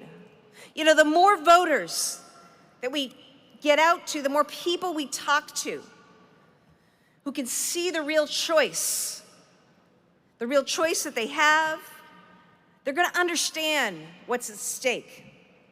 And I believe it will be all clear. I also think that a lot of voters out there think that they know what a Trump presidency would be like because they lived through one, barely. But as the person who filed suit after suit to stop the unconstitutional madness of Donald Trump, here is the truth. Here is the truth. A second Trump presidency would be far worse. Donald Trump would be more vengeful, more divisive, more dangerous than he was ever before.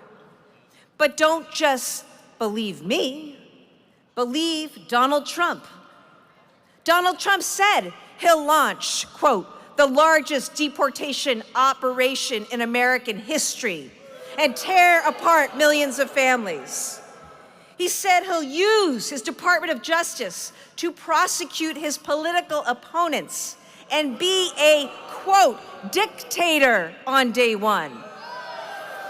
These aren't vague threats. These are exactly what Donald Trump is saying he will do. And he'd have the Department of Justice and courts packed with judges to do it. Donald Trump is coming for our freedoms. Donald Trump is coming for our rights. The freedom to have an abortion, the freedom to marry who we love, the freedom to vote, the freedom to live in a healthy climate and safe community, the freedom to make our own health care decisions. The LG's right. Massachusetts. This is where this whole great American experiment, American democracy began, right here. Let's claim that, let's own that, internalize that, be fueled by that. And in this moment, dig deep. These are the moments when we make a choice about the kind of state and the kind of America we are going to be. Do you want your girls to have equal pay and access to the health care they need? Do you want your grandchildren to inherit a planet free from pollution and no longer dominated and controlled by fossil fuel companies? Ask your friends, your neighbors, your colleagues, and folks across the country, do they want their children, their grandchildren, to be able to come out and live freely and safely in their community?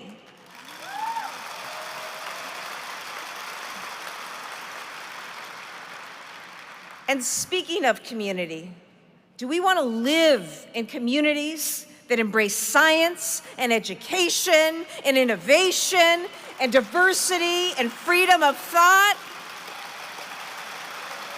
We do.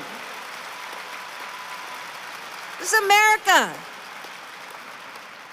I want everyone to think long and hard about everything that we've grown up with, everything that you've fought for, everything you believe in when you pledge that allegiance. And then I need you to go out and make sure that every day we're working together to re-elect Joe Biden, to make sure that Elizabeth Warren and the Democrats win in Massachusetts and across this country. Get out there and make sure that people vote for decency and empathy, that they vote to save our climate, to protect students and workers, to protect voting rights and civil rights, to protect our democracy, to make sure they vote to give women the freedom to make their own health care decisions.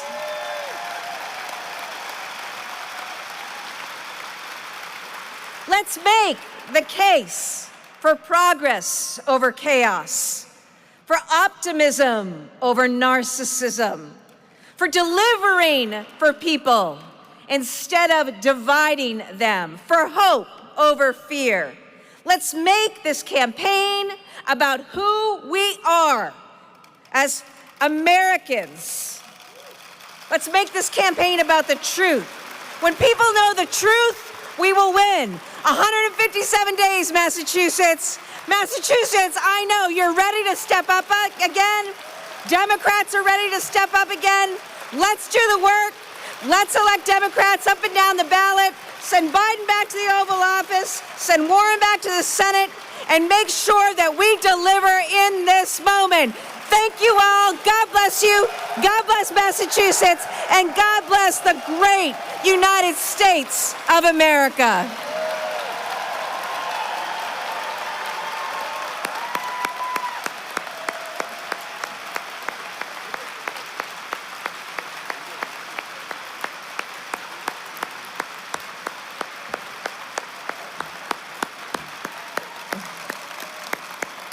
All right. Keep clapping because we have one more special treat for you. You know, Worcester, the heart of the Commonwealth, home to so many great things, so many great teams, great athletes. Our good friend Bob Cousy just down the road. By the way, go Celtics.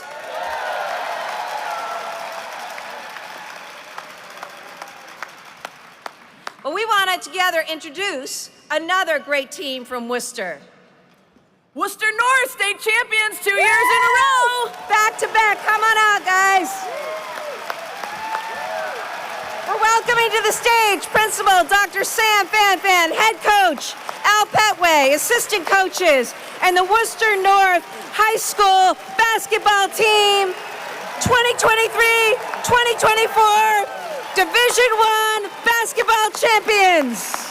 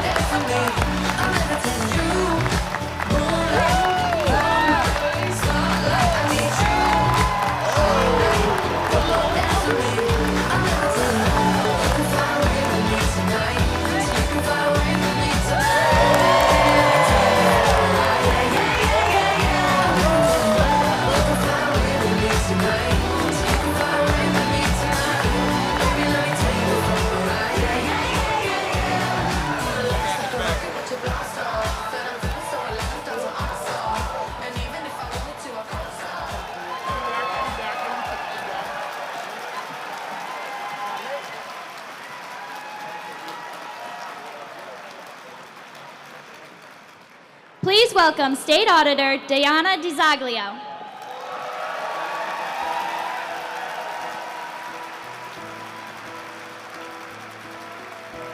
How many of you know that our voice is a powerful tool for positive change?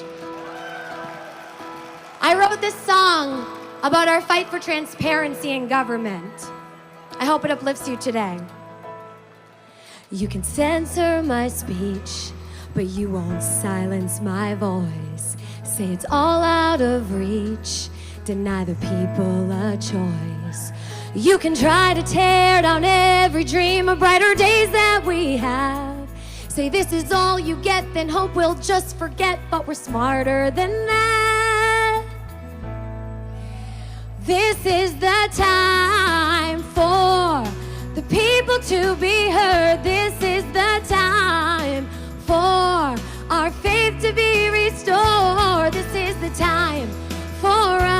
to rise up in unity, to say we won't back down, we're gonna stand our ground till we see the victory. Yes, we will.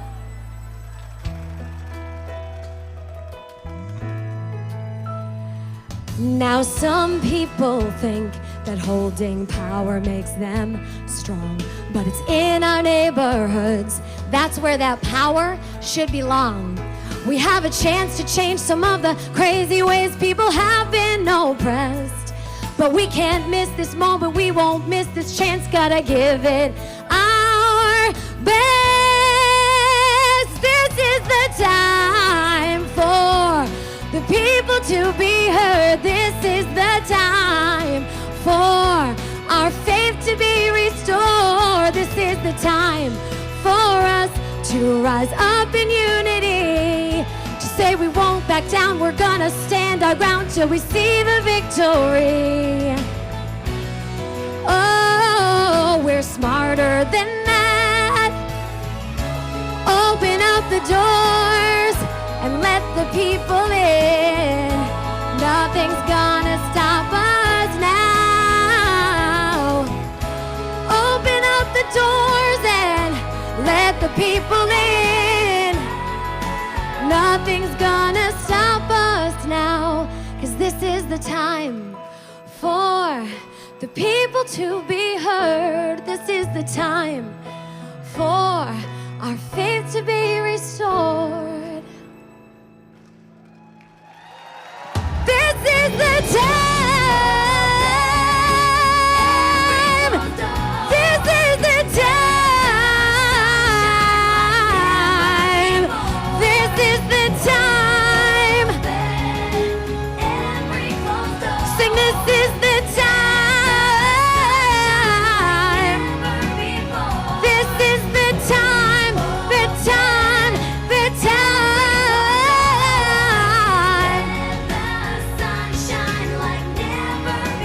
All right, come on, Massachusetts. Open every closed door. This is the time.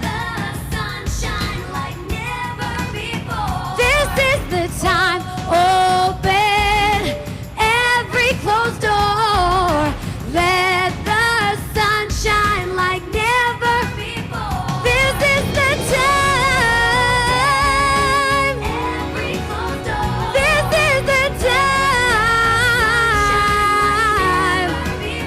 This is the time.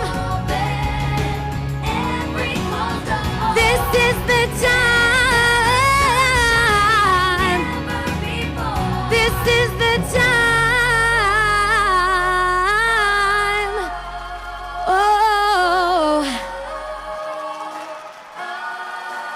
Massachusetts, if you believe that this is the time for bold, meaningful change across our state government, that this is the time for transparency and accountability, then I ask for your support in our November ballot question to audit the state legislature. We cannot do this without you, friends. Thank you so much, Massachusetts Democrats. Have a great convention.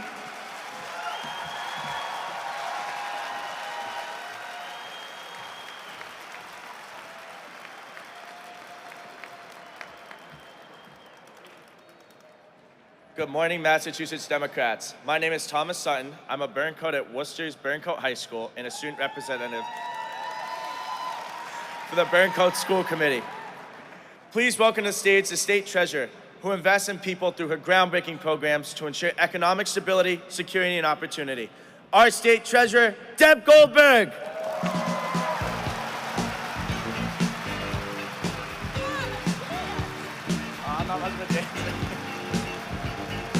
We are family. Go Burncoat! That's right. This is so great to see all of you. And I am thrilled to be back here in Worcester with our whole Democratic family. Let's have a round of applause for all of you.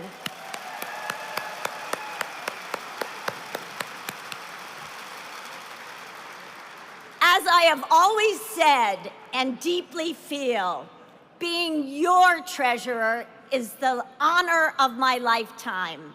When I first ran, I said that economic stability, security, and opportunity were my personal mission. And it is those values that have driven everything we have done. We've been able to help so many people, but we are not stopping now. Because as your treasurer, I believe in investing in people, and it begins with our kids. I'll apply that.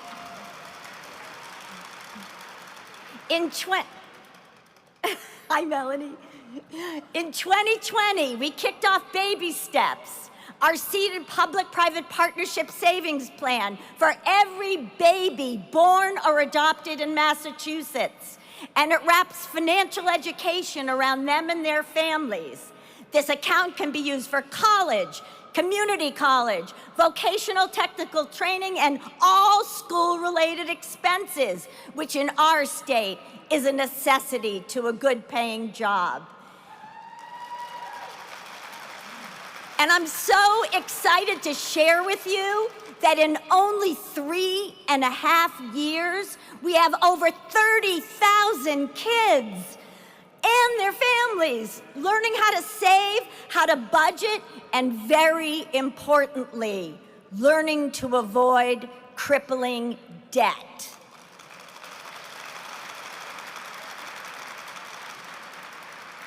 This year, we kicked off Snap into Baby Steps to give an extra boost to the Baby Step babies on SNAP, and they need it the most.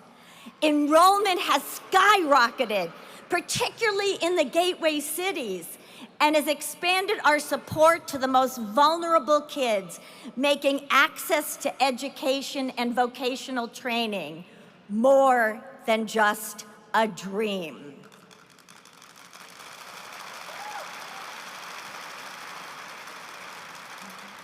And our proposed Baby Bonds program, filed with Senator Feeney and Representative Vargas to address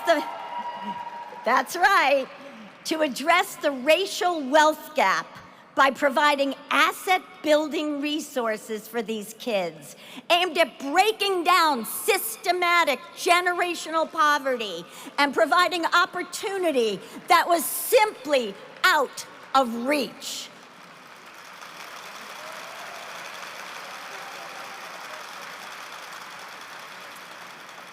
To address the needs of hardworking people who've never been able to have retirement savings, our office has created a low-cost, high-quality plan for Massachusetts small nonprofits, most who never could afford to do this for their employees, and who, by the way, are mainly women who have also suffered from the wage gap, another barrier to savings. And we just enrolled our 214th organization, covering almost 2,000 people, and we're not stopping there.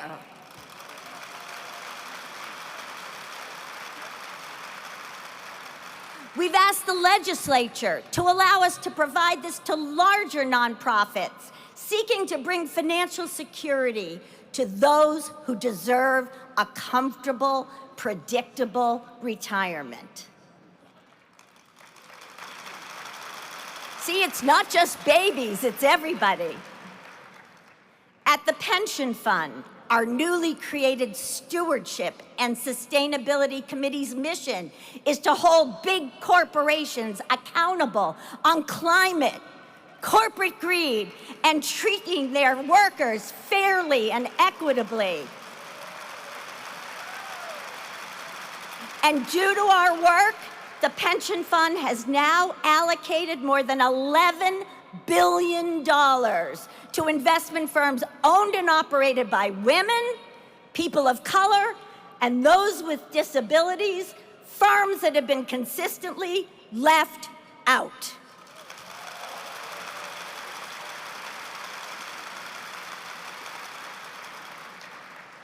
In my Veterans Bonus Division, we were determined to help members of the LGBTQIA+ veterans community who were dishonorably discharged just because of who they are. Working with Representative Lewis and Senator Velas, we were able to change the law and eliminate historical discrimination. And today, these veterans receive the bonuses they so deserve.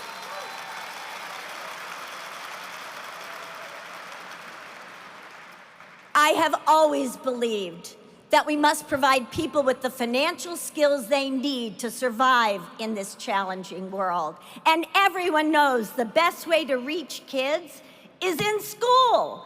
But Massachusetts is one of the few states that does not provide in-school financial education and has been given an F. That's an F in the National Champlain College Studies. This is an equity issue. We believe every school should provide high-quality financial literacy programs, and we will partner on funding and teacher training to help fill the gaps. It is about giving every student, regardless of their zip code or income level, an equal opportunity to thrive and prosper.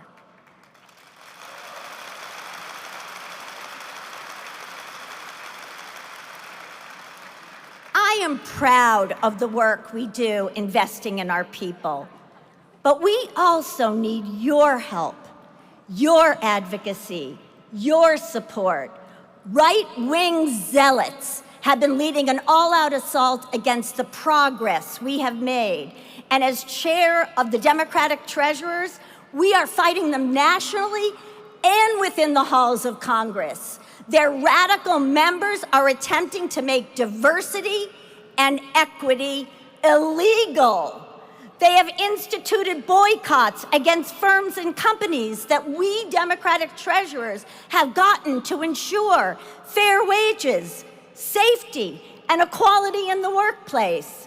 And with each passing day, they show the depths they are willing to go to take away women's reproductive freedom.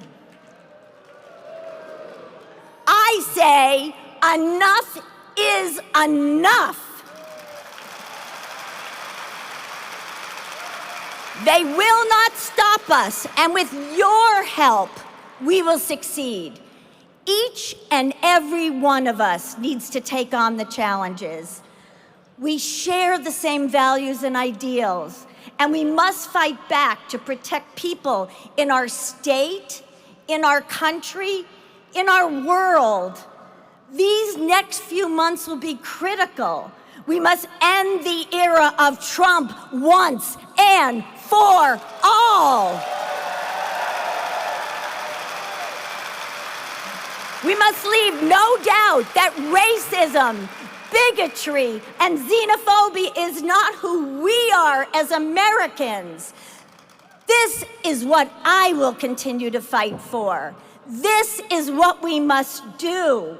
So join me, and together we will get the job done. Thank you. Thank you.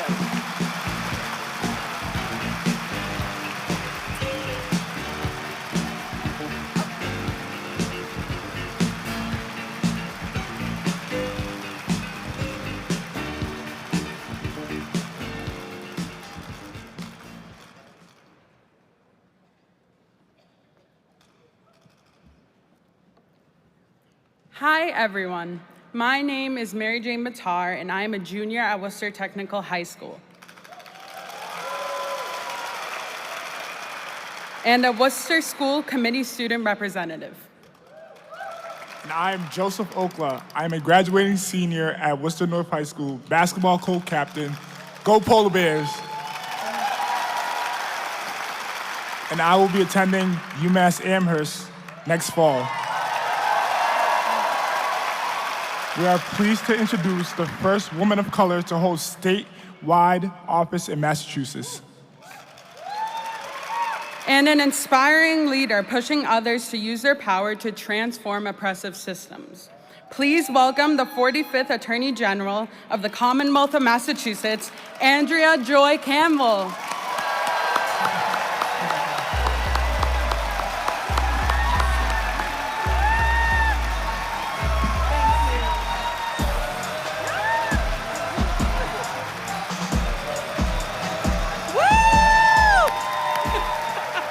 Hey everyone! Hi everyone! They cut off my Beyonce song a little short. But clearly I love Beyonce, as does all of my team members. So to all the green cowboys out there, to the team, thank you, thank you. Good afternoon, Massachusetts Democrats. First of all, I want to thank Joseph, I want to thank Mary Jane for the warm and kind introduction. And also I want to acknowledge just all the young people who are here today, volunteering, obviously politically and civically engaged. Sometimes when you listen to the media account of what young people aren't or aren't doing, you don't necessarily see these stories reflected. So if we could give the young people who are in this space the biggest round of applause to honor them and to celebrate them.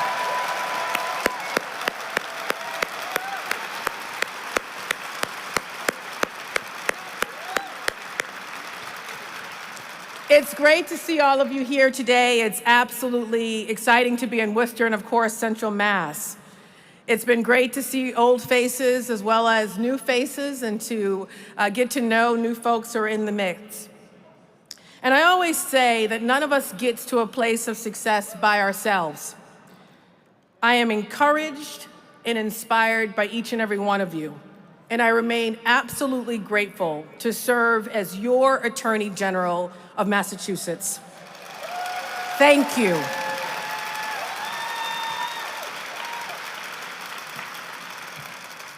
And what a year it has been for my team and I in the AG's office.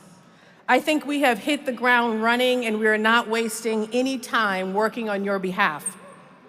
With your support, we have been able to make progress and to lead on the most pressing issues of the time. We've launched new units at the AGO, a reproductive justice unit, a gun violence prevention unit, an elder justice unit, a police accountability unit, and a housing affordability unit. We've pushed to make Massachusetts more affordable by enforcing the MBTA Communities Law so that we can build more housing near public transportation. Right now in Massachusetts, sadly, the median sales price for a home here in Massachusetts is close to $950,000. And I don't know about you, but we find that to be absolutely unacceptable. So we're going to do everything in our power to address this housing crisis, which is affecting our public employees, our seniors, our elders, our young people, and so many others. We've also fought to protect our consumers by proposing new legislation to take on junk fees, those hidden fees that attach to your transactions. Yes, clap on that. Thank you. We are also taking on hate. We filed a lawsuit against a neo-Nazi group, NSC 131, which sadly started right here in Massachusetts. So while we have our work to do nationally on taking on white supremacy, we have also to do that work right here in Massachusetts, and we're going to continue to hold these groups accountable. We created a $1.5 million grant to address Black maternal health inequities, funding organizations as far as Berkshire County, not forgetting that the state is bigger than Boston. And we have fought to protect the well-being of our children by launching a safe gaming coalition to educate and to protect our children against deceptive gambling advertisements, and filing lawsuits against Meta, Instagram, for the harmful effects social media has on our kids. And I do this work not merely as the Attorney General wanting to protect all of our kids, but also as a mom of 2 young, beautiful boys. But we can't stop now. This is just the beginning. And why can't we stop?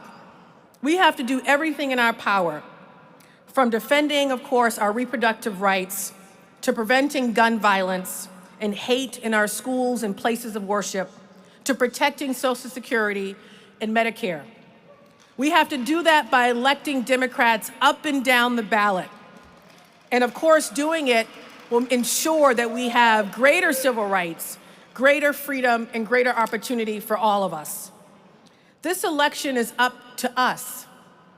If we truly engage our friends, our family, our neighbors, we can put real people over politics and secure victory for all of those who have ever felt left out or left behind.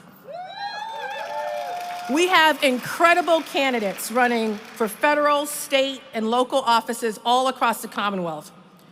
People like Eunice Ziegler. Eunice is a true public servant who is running for Governor's Council in the 5th District, including Essex County and Merrimack Valley. Support her. Allison Cartwright, our 30-year lawyer, passionate public defender, running for the clerk of the Supreme Judicial Court in Suffolk County. Support her. Democratic state senators and representatives running for re-election all across the Commonwealth. Opportunities to pick up seats in both chambers, from the Cape to Hampden County. And of course, re-electing Senator Warren, who has been and continues to be an incredible partner on all things student loan debt, reproductive justice, and so much more. And then, of course, we absolutely need to re-elect President Joe Biden and Vice President Kamala Harris. They have been working extremely hard to deliver for people all across this country. And we cannot do this work and make progress in Massachusetts at the local, state, or county levels if we don't have a partner at the federal level. We need their partnership. Everything that we are accomplishing in Massachusetts depends on making sure that we have policies that complement what we want to get done here. And I don't know about you, I not only appreciate their leadership, but I greatly appreciate that they have not been found guilty by a jury of their peers recently.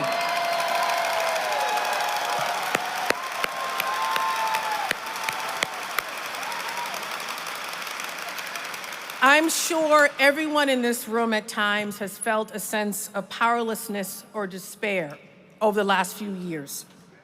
After all, we've been through a pandemic.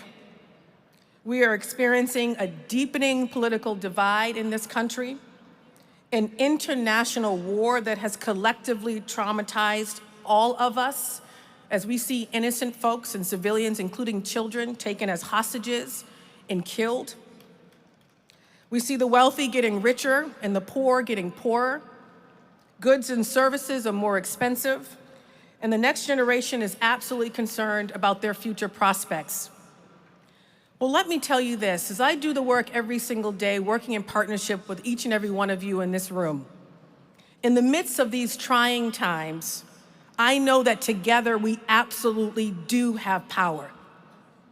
In fact, together we have 2 powerful tools that if we use, we can maximize opportunity and absolutely make progress.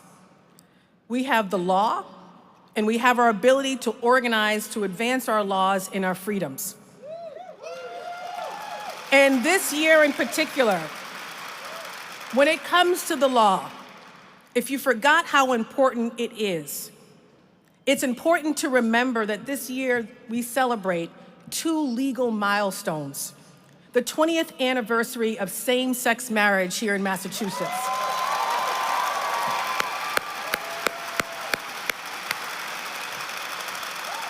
and the 70th anniversary of Brown versus the Board of Education.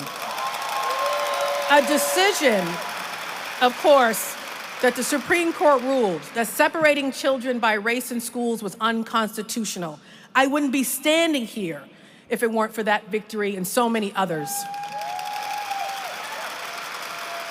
As we think about the importance of law in creating true progress, our AG's office has the power to protect our rights and freedoms and to create new opportunity for everyone across the Commonwealth.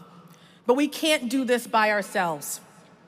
You are equipped with another powerful tool that is equally important, and that is the power to organize, to dismantle systems, oppressive systems, that don't just harm some of us or a small group of us. Oppressive systems harm all of us. You hold the unique power to address these seemingly insurmountable challenges and so much more. And we can make that happen. We can build a more fair Massachusetts. We can build a more just Massachusetts. But the only way we do that is if you actually take action. And what does that look like? Talk to your neighbors, the folks who are not in this space. We all here, we get it. Talk to your neighbors. Knock on some doors. Do the phone banks. Donate to a campaign. And I have to be crystal clear. We don't need another study. It is harder for women and women of color to raise money to win their elections. Invest in their leadership. Send some text messages. All phones can text these days. Make some calls. Everyone here has an opportunity to do something. Do something. And tell the folks around you, this is the time to get political. And if you are confused about how to do that, talk to any of my people who are up here. Y'all look fabulous, by the way. But connect with my incredible field team that designed my hat because they know I love Beyonce, God bless them. But talk to Jess Laverty, talk to Austin Moore, our incredible field team. Learn how to get involved. You know Jess, you know Austin, but they have concrete ways to help each and every one of you. Connect with them. Find anyone who's wearing one of these hats or a green bandana, connect with them. They want to make it easy for you. But most importantly, as we do this work together, let us each remind ourselves why we do it. Let's do it with love, compassion, and empathy, and model what Massachusetts is truly about. It is about those principles. And I love being your Attorney General. I have to go to a lot of conferences with other AGs, and when I get back on the plane to come back to this incredible state, I am blessed, we are blessed to live here. It is a blessing. So thank you all. Enjoy the day, be safe, be healthy, and go Massachusetts Democrats. Thank you.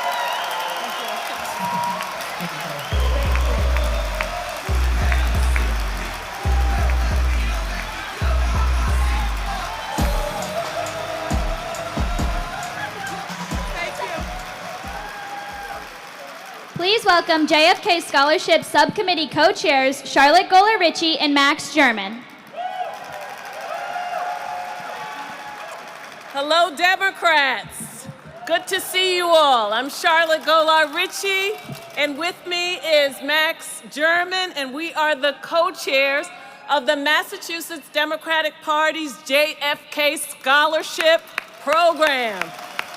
And on behalf of the members of the JFK Scholarship Committee, we are pleased to announce this year's recipients of scholarships and interns who will be working at the Massachusetts Democratic Party headquarters, selected this year 2 scholars, 8 interns, and they are fantastic.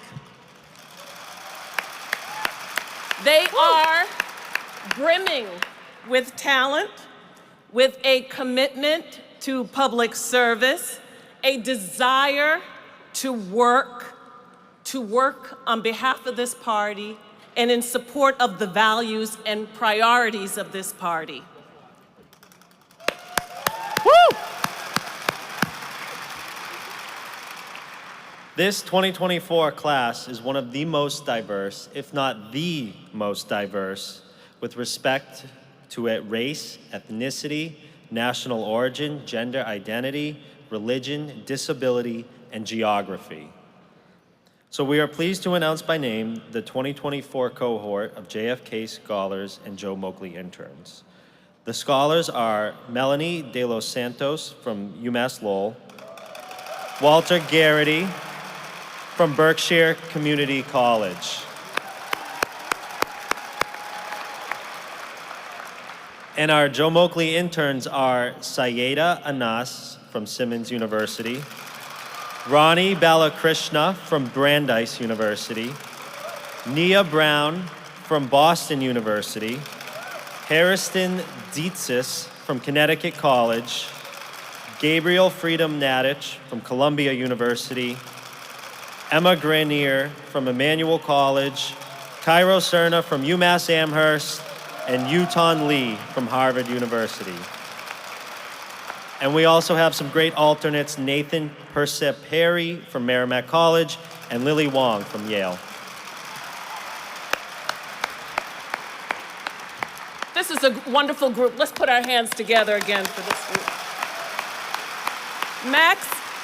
Max and I could not have done this without a dynamic, supportive, smart committee, and we just want to tell you who they are. Councilor Coco Allensug, Terry Alther, former Representative Carol Donovan, Kathy Dwyer, Kristen Halbert, Marilyn Hazel, Kavish Pathak, Councilor Samantha Perlman, Lisa Stevens, Goodnight, and Tyler Caruth. So please again, join Max and me and the members of this committee and let us congratulate and welcome to the Massachusetts Democratic Party this group of outstanding young leaders. Thank you.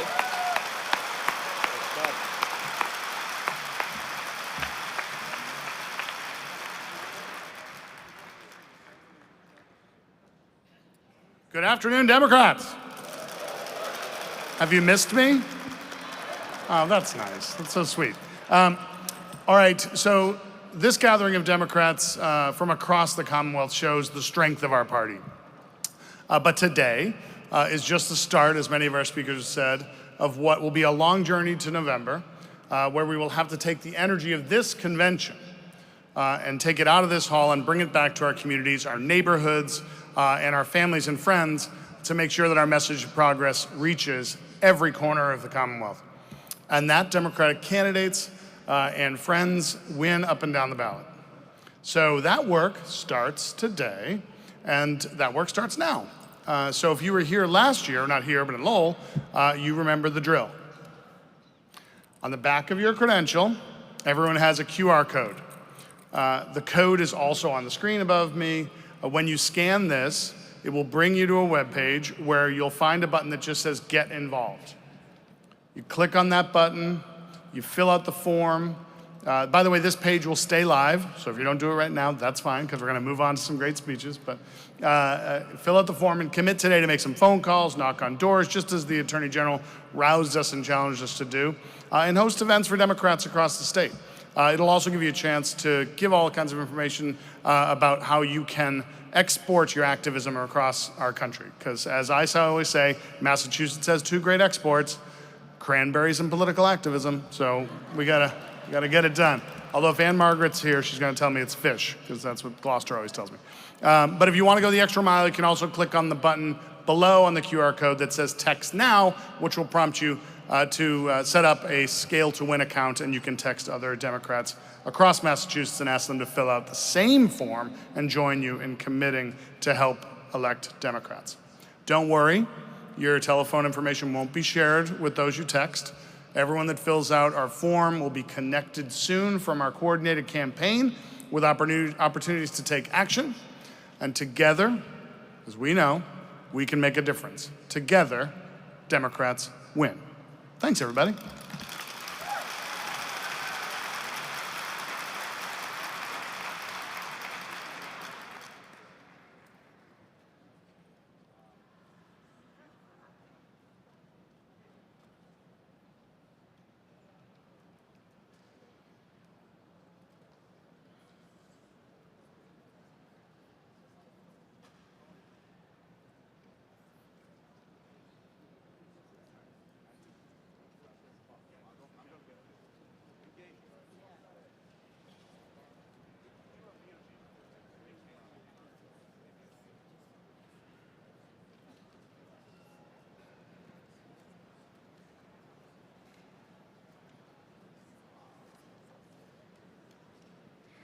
Please welcome to the stage the president of the AFL-CIO, Chrissy Lynch.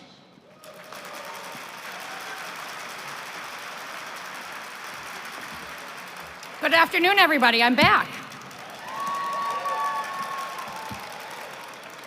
Fellow Democrats, it is my honor to introduce our next speaker, Senator Ed Markey. Senator Markey grew up in his house talking about the importance of unions at his kitchen table with his parents. And in all of those years since, in his years in DC, he has been a fierce ally to the labor movement. Senator Markey agrees with us that we want to rebuild the middle class and create an economy that works for everybody. He understands the best way to do that is to grow and protect the labor movement through organizing and to fight for laws that build worker power and economic security and level the playing field. He knows that work connects all of us. That's why he's such a powerful member of the Senate Health, Education, Labor, and Pensions Committee, where he plays a critical role in ensuring the needs of working people are front and center in the Senate. He was also the first US Senator to voluntarily recognize the Congressional Workers Union as the representative of the aides in his office. And we're very grateful for that. He has been a leader in the US Senate in saying, hold up to the unchecked use of artificial intelligence so that there are safeguards for workers and people and how this technology will impact people's lives and their privacy. He understands the importance of making sure that we are being very deliberate about fighting climate change at the same time as gender inequality, racial inequality, income inequality. Senator Markey has been talking about this issue and the need for a Green New Deal long before it was cool, and we really appreciate that. We are so lucky to have 2 US senators who share President Biden's passion for growing the middle class and creating an economy that works for all working people. We are so grateful for his leadership and partnership on so many issues. Let's please give a warm Massachusetts welcome to our Senator Ed Markey.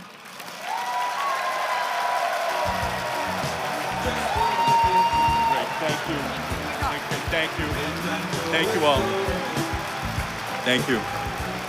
Wow. Good afternoon, Massachusetts Democrats. Let's hear it for Massachusetts AFL-CIO President Chrissy Lynch, a trailblazer, the first woman to lead organized labor in Massachusetts. Whether it's fighting corporate giants like Uber and Lyft, or protecting our workers from the threats of artificial intelligence so that AI always stands for always included, for worker protections, she has a vision of solidarity, of equality and social justice, and a passion to protect all working people. Chrissy, it is an honor to be up here with you and to be a partner in these fights which are ahead. And it is a special convention this year, and not just because the Celtics are headed for another championship, but because we have so many esteemed guests and speakers. A round of applause for Steve Kerrigan, our phenomenal state party chair, and for my partner and good friend, the great Congressman Jim McGovern, and our incredible delegation. And I just wanted to take a moment to honor another individual who was special to all of us and to the Massachusetts Democrats. My dear friend, my former campaign manager and chief of staff, the late, great John Walsh. For those of us who knew John, we felt the deep and profound level of humanity he brought to every campaign which he led. Guided by that humanity, he never faltered in his belief that the right thing would always prevail. And this inspired everyone around John to push through hard and uncertain times to victory. And above all else, John believed in people. He believed in you, the most important people of all, the grassroots of the Democratic Party of Massachusetts. So no matter your age, your background, your upbringing, education, or even worldview, John Walsh believed in you and believed that you had an important voice. And that voice has a vital role in making change. And today, more than ever, We need every single person in this building to use that voice, your voice, in this historic fight for our rights, for our future, for our democracy. And it is the fight of our times, and we won't win unless we have Elizabeth Warren back in the United States Senate. Because fighting and winning is exactly what I have seen her do on the floor of the United States Senate, and no one is better at getting under Donald Trump's skin than Elizabeth Warren. From her insistent, consistent, persistent fight to hold greedy Wall Street CEOs accountable, she even makes them cry. To fighting for our students who don't deserve to have the small print on a loan application undermine the big dreams they have for their futures. And thanks to her, their student debt is now being forgiven. When families and children came to her to ask for help lowering the cost of hearing aids, she got it done. When the big banks robbed seniors of their retirements, she never gave up, and she helped pass a new tax on massive corporations that were paying $0 in taxes. She got it done. When Massachusetts needed help securing billions in funding for transportation and infrastructure repairs, she worked with our entire Massachusetts delegation, the best in America, and she got it done. Elizabeth Warren fights and wins, and she gets it done, which is why she and I are working to hold Steward Healthcare, its CEO, Ralph DeLatorre, and his private equity cronies accountable to make sure no more hospitals and communities suffer from their greed and their mismanagement. Elizabeth is as passionate, as brilliant, and as effective a legislator who has ever served in the United States Senate. So let's get Elizabeth reelected to show the world that the dreams of all of our people make this the greatest nation on the planet. Because make no mistake, it is the fate of the planet that is at stake on Election Day. Global temperatures, the highest in recorded history. An illegitimate Supreme Court and the Dobbs decision, voting rights restrictions, election interference, the immoral distribution of wealth in the country, a humanitarian disaster in Gaza. We needed immediate ceasefire to bring the hostages home. And for the massive delivery of aid, we need this war to end. These are only a few of the generational challenges we face as Democrats and as Americans. And I believe under the leadership of President Joe Biden, we are meeting that challenge. It is hard work, but we are doing it. We passed the $1 trillion bipartisan infrastructure law. That's billions in funding for Massachusetts, for the MBTA, for replacing the Cape Cod bridges, for building west to east rail and South Coast rail. We passed the Inflation Reduction Act, otherwise known as the biggest climate bill in the history of the world, to change our nation's history. It includes my provision to establish a national climate bank to unleash tens of billions of dollars to deliver more money, but targeting environmental justice to Black and brown and vulnerable communities in Massachusetts and all across our country.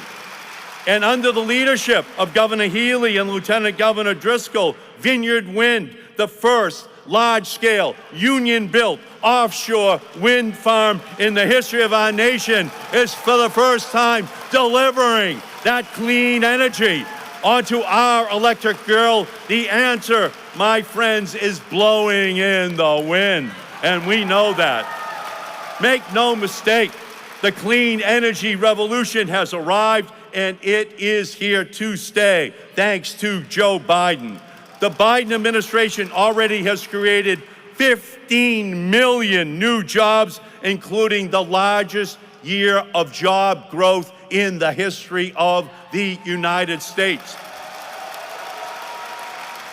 Do you know who ensured that the first over-the-counter birth control pills hit American stores this year? Joe Biden. Do you know who increased small business loans by 45% and directed 35% of all microloans to black businesses? Joe Biden. Do you know who lowered the price of insulin to just $35? Joe Biden. Do you know who pardoned all prior federal offenses of marijuana possession? Joe Biden.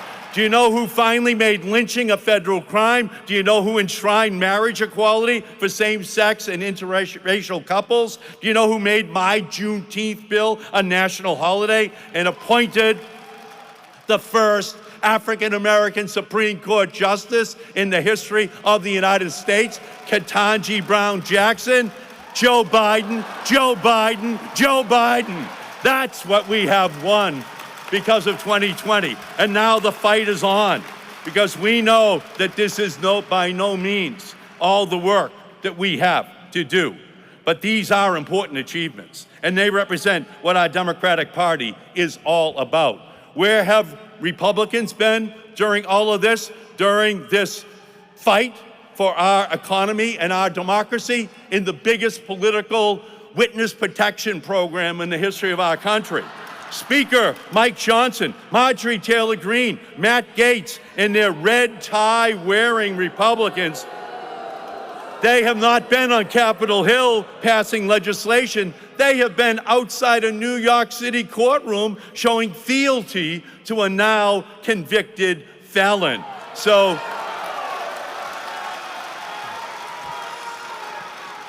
thanks to Donald Trump, the RNC next month will now stand for Republican National Conviction. That's what they're having.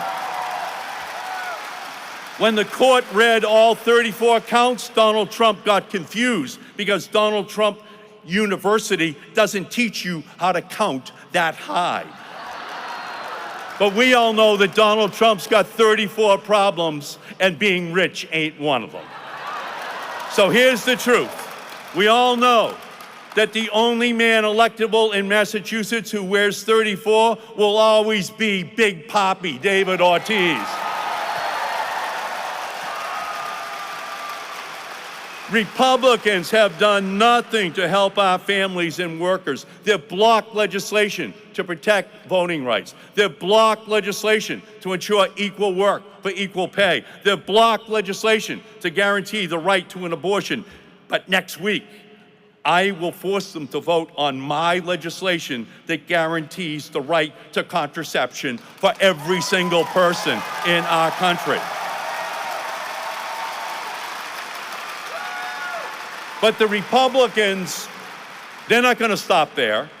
The far-right Heritage Foundation Billionaire Boys Club released Project 2025, Trump's roadmap for when he takes office, when they think he's going to win. And of course, the hosts of The Apprentice would have you believe undermining your rights is just one big TV game show like The Price is Right. And here is what the far right gets in the Showcase Showdown.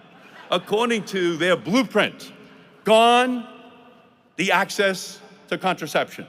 Protections against discrimination, gone. Labor protections, gone. Affirmative action, gone. When the GOP doesn't stand for gut our protections, it stands for gas and oil party.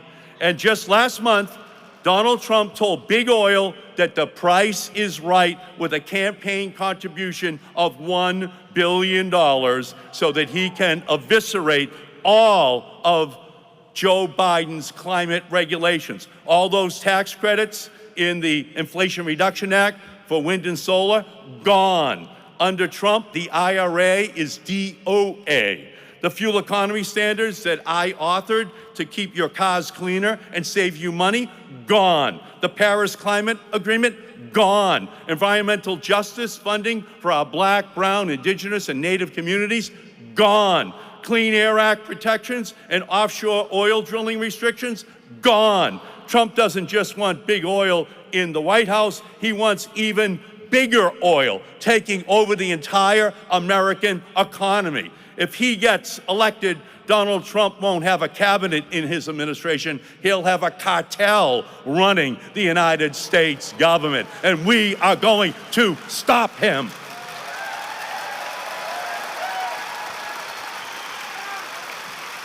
If any opponent hands you their playbook, believe them. Thank you, Maya Angelou. And since MAGA Republicans have a Project 25, we must unleash a Democratic victory 2024, because America's future will not be found in the dirty energy of the past, but in the clean innovation of the future. Wind, solar, offshore wind, battery storage, all-electric vehicles, energy efficiency. Instead of drill, baby, drill, it's got to be plug in, baby, plug in. That's our future. That's who our country has to be. And that's why we need to end fossil fuels now. We need a Green New Deal. 5 years ago, Congresswoman Alexandria Ocasio-Cortez and I introduced the Green New Deal resolution. And we have delivered monumental victories, including just 4 weeks ago when President Biden had Alexandria and I stand on either side of him so he could announce the American Climate Corps of 20,000 young people going out to fight for climate protections all across our country.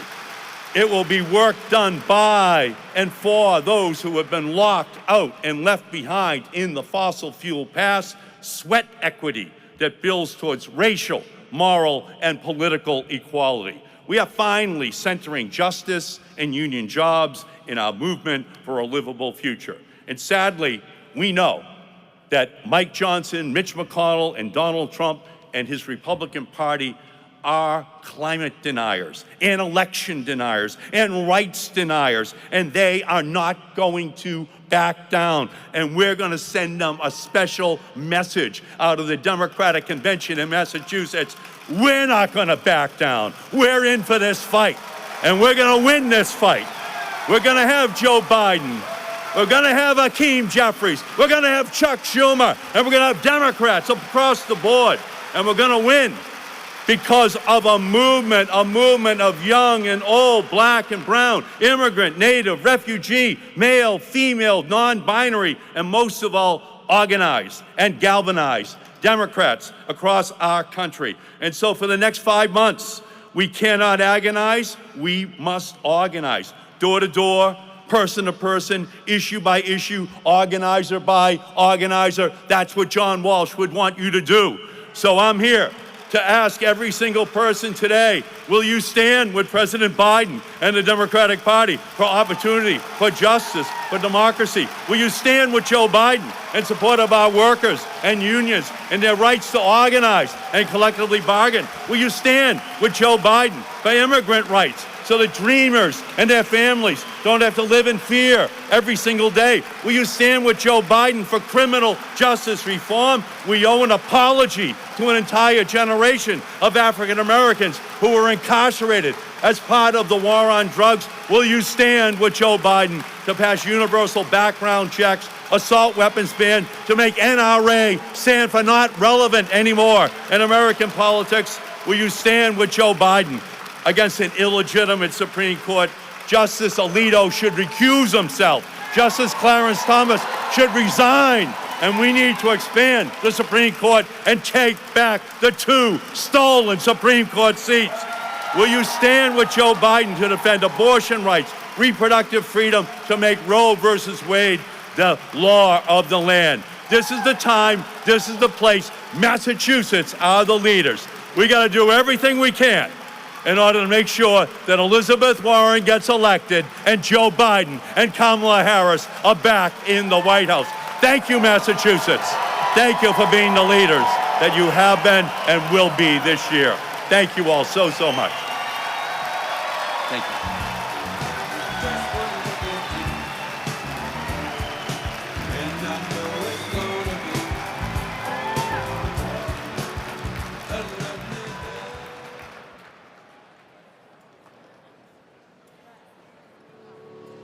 never thought I'd run for office. I was happy as a clam as a researcher and a teacher. But as I learned more about how our system is rigged for the rich and the powerful, I wanted to fight back. In 2012, I ran to tax big corporations, to cancel student loan debt, and to invest in infrastructure. And guess what? We got it all done.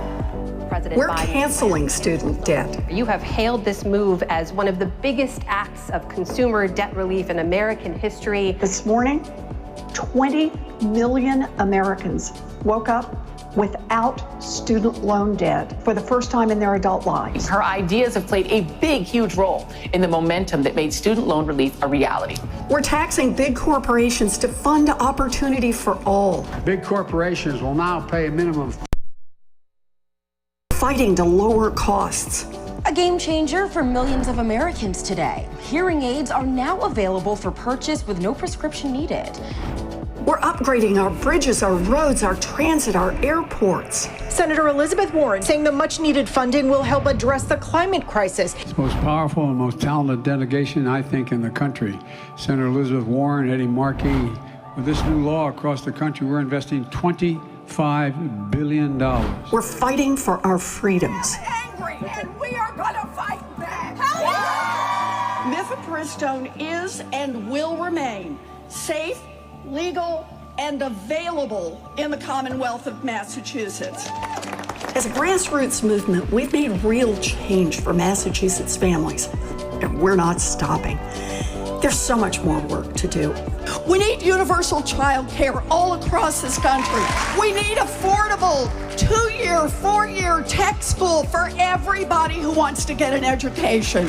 We need affordable housing for everyone. And yes, we need to make an even bigger investment in climate. It's coming for us, and we gotta fight back. And when we're talking about unrigging the system, it means unrigging it in all directions. And that means women get to make their own health care decisions, access to abortion for everyone. And I know I won't be alone. When I first ran for office, I learned that no one does this all by themselves. We started this campaign in living rooms, and we took our plans to the halls of Congress. Together, we'll keep delivering real change for Massachusetts families.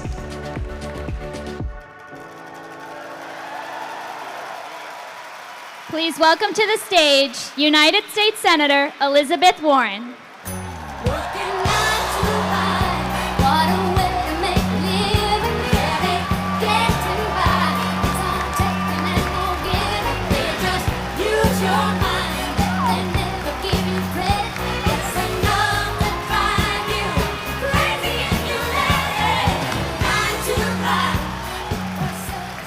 Hello, Massachusetts Democrats. Thank you all for being here. This is terrific. I want to start today with a very big thank you to the most generous and the most patient husband in the world, my sweetie Bruce, who's here today. Where are you, darling? There he is.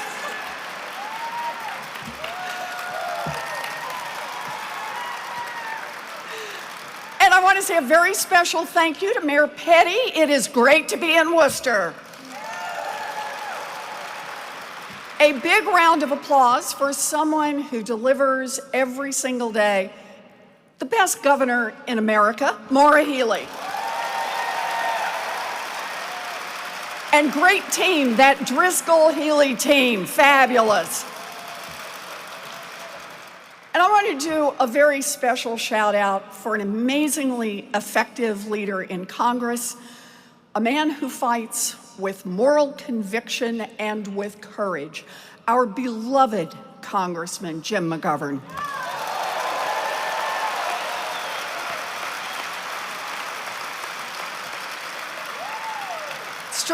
It's true, and one more thank you. I could not ask for a better co-conspirator. Yeah, it's just what the Republicans think. I couldn't ask for a better co-conspirator in the United States Senate, a man who fights for a Green New Deal and a sustainable planet every day, my partner, Ed Markey. Yep.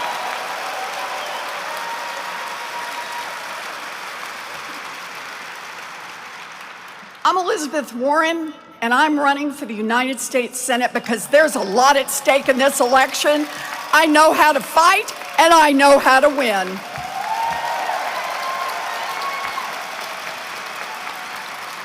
Think about this election. Republicans stand for billionaires and book bans. Democrats stand for fairness and a fighting chance for every child. Republicans stand for more tax cuts for the rich and a promise to oil executives that climate regulations will be rolled back. Democrats stand for taxing billionaires and wealthy corporations and using the money for investing in a better future.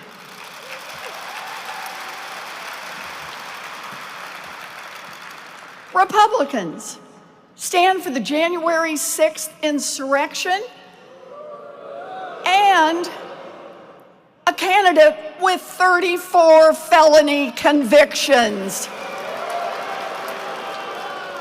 Big contrast here. Democrats stand for equal justice and the rule of law. Republicans stand for Trump's extremist Supreme Court that gutted the Voting Rights Act and overturned Roe versus Wade. Democrats stand for equality, civil rights, and access to health care, including abortion.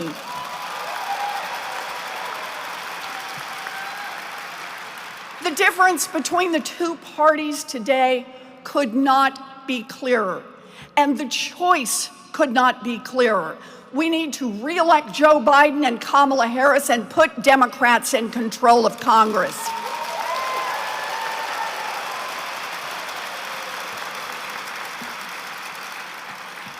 It is an honor to serve as your senator. As you know, Washington has become a wildly angry place. Shoot, Republicans in Congress argue over their right to carry guns on the floor of the House of Representatives, and they voted not once, not twice, but 15 times just to pick a speaker. But those are just the crazy pants sideshows.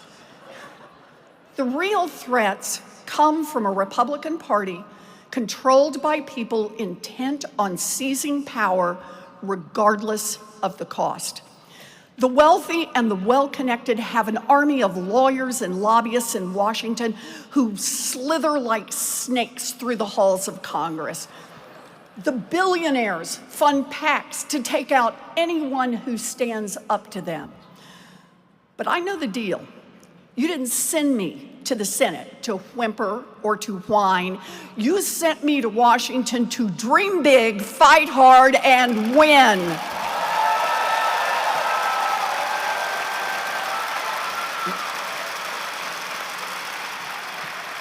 You sent me to fight to cancel student loan debt. You sent me to lower drug prices. You sent me to rebuild our infrastructure, our roads, our bridges, our broadband across this state. You sent me to create good jobs, good union jobs.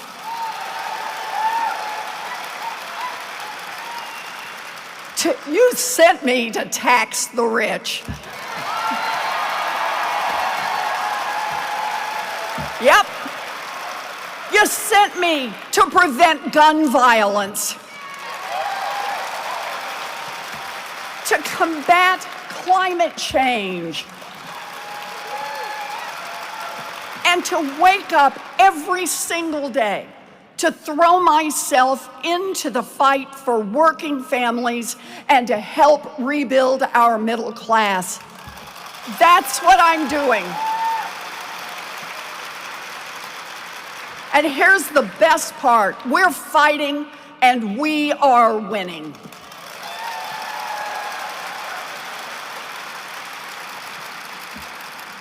"12 years ago, when I first ran for the Senate, I talked about the student in Worcester who worked hard to get a college education, but who was drowning in student debt. And now I've helped deliver student debt cancellation for nearly 5 million hardworking people in Massachusetts and across the country.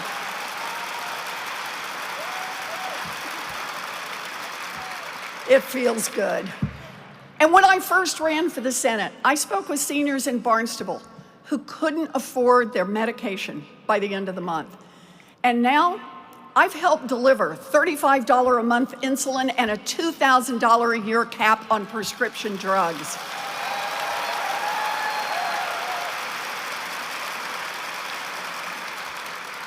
And when I ran, I spoke with construction workers in Malden who struggled to find work.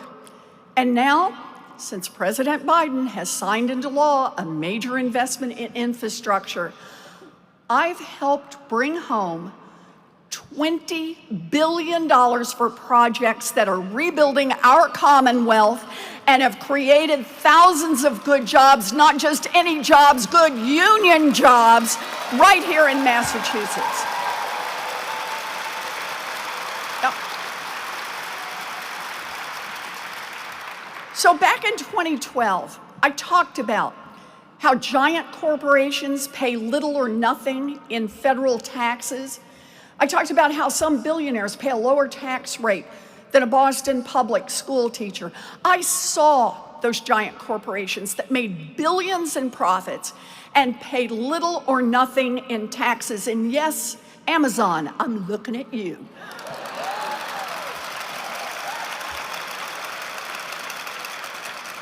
So I proposed a 15% minimum corporate tax, and in 2022, Joe Biden signed my minimum tax into law.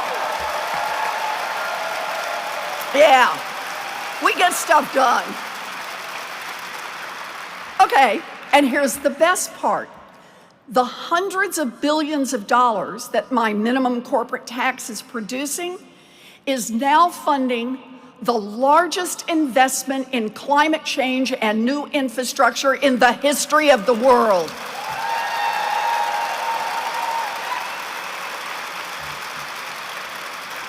And this is change. This is real change. And I get it. It's not everything we need, but it shows that we can make change. And it shows us how to make change. And these changes are because of you. The progress is because of you. You knocked on the doors. You made the phone calls. You volunteered the extra hours. You pitched in $5 or $10 or $20 to help Democrats beat Republicans up and down the ballot. You did this.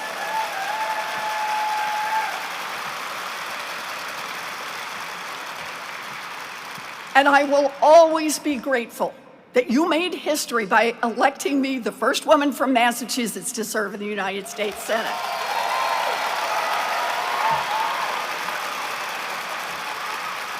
Yep. So I'm here today to make you a promise. I am fired up and determined to win big for you.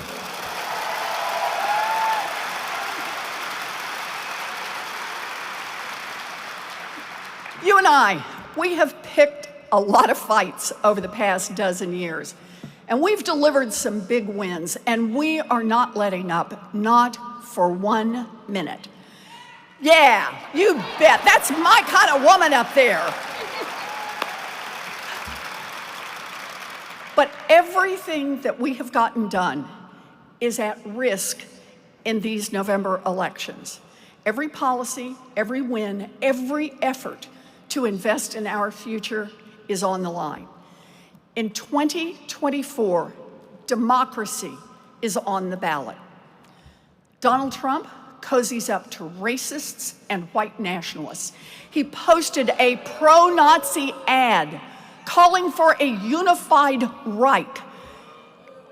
And the convicted felon says he wants to be a dictator on day one. Listen to him.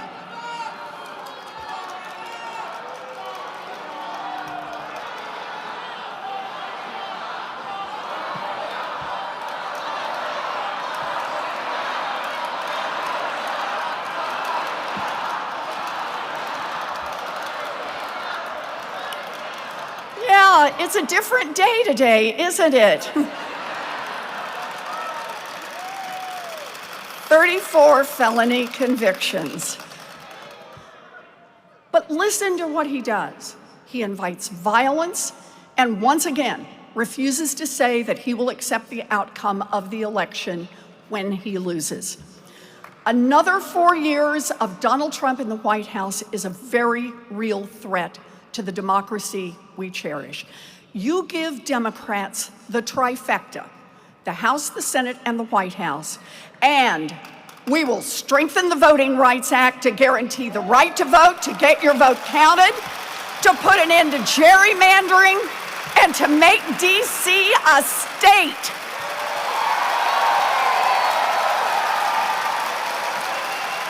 You bet. We will get rid of the filibuster and we will count on democracy to make our country work.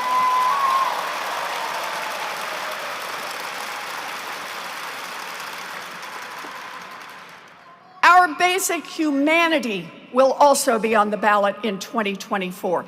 Trump has already said right out loud that he will call up the National Guard, round up 11 million people at gunpoint, and place them in detention camps and deport them. Just let that sink in for a minute. Let it sink in. 11 million people, our neighbors and our family members, 11 million people who today are caring for the elderly or little babies, 11 million people rounded up at gunpoint. That's what Donald Trump promises. When Democrats win, we will pass an immigration package that includes both border security and a pathway to citizenship for dreamers and their families, for essential workers, for longtime residents, for those who want to serve our country and for their families. That's what immigration reform is about. Abortion is on the ballot in 2024. Now, Donald Trump brags about overturning Roe. Today, 1 in 3 women of reproductive age lives in a state with an extreme abortion ban. Doctors face criminal punishment for providing basic health care. And Donald Trump, listen to this, says he is good with the government monitoring pregnant women to police their health care. Make no mistake, if Republicans win in 2025, they will put a national abortion ban in place, including right here in Massachusetts.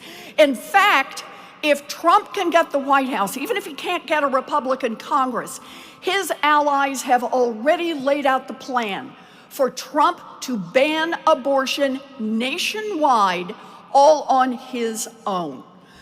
Democrats believe politicians should not be making health care decisions.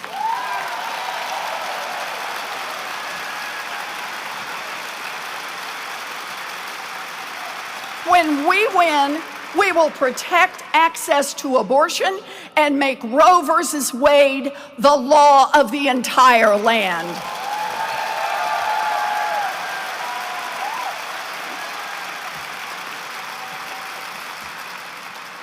In 2024, war and peace will be on the ballot. I want to take a moment to acknowledge the suffering in Gaza, in Israel, in Ukraine, in so many places around the world. We need an immediate ceasefire in Gaza.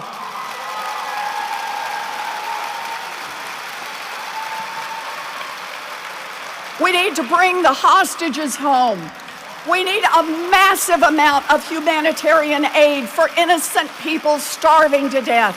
And we need to give a big push toward a two-state solution for long-term peace.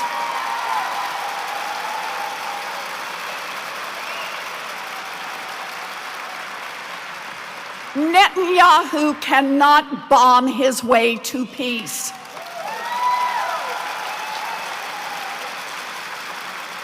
Donald Trump and Benjamin Netanyahu are both obstacles to peace, and they should not be anywhere near leadership positions.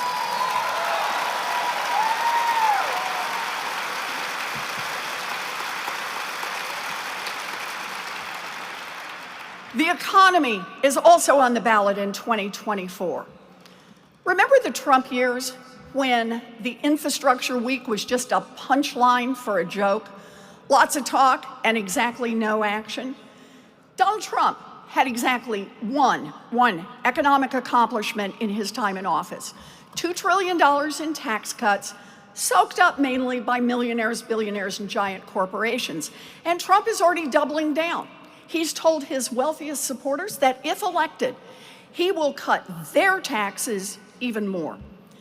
Joe Biden and Democrats recognize that the best way to build an economy is to make the rich pay a fair share and invest that money in working people.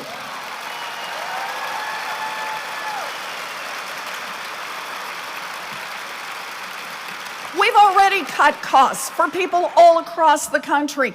$35 insulin, ending junk fees on credit cards and checking accounts and airline tickets and concert tickets and pretty much everywhere. And I know I said it before, but I gotta say it again, canceling student loan debt for 5 million people.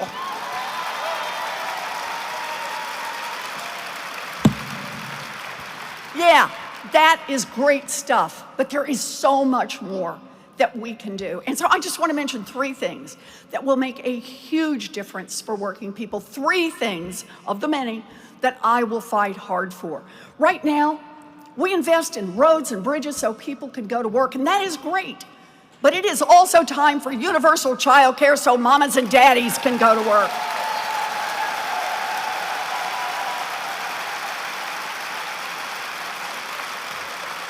And it is time to make those child care jobs good jobs with livable wages.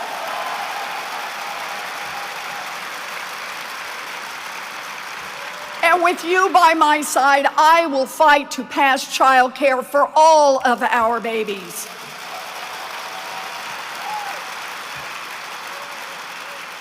And second, housing prices are out of control. They are out of control. We need federal investment in housing. Housing for first-time home buyers, housing for seniors, housing for people with disabilities, housing for renters, housing in big cities, housing in small towns. I will fight to invest in building more housing all across our Commonwealth. Yes, yes. And third, we need to update our laws for people who work hard every day. I will fight to pass the PRO Act to make it possible for anyone who wants to join a union to do so,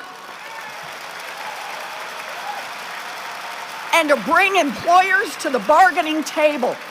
And I will fight for all workers, for gig workers and home health workers, for grad students and baristas, to have a chance to build a sustainable future.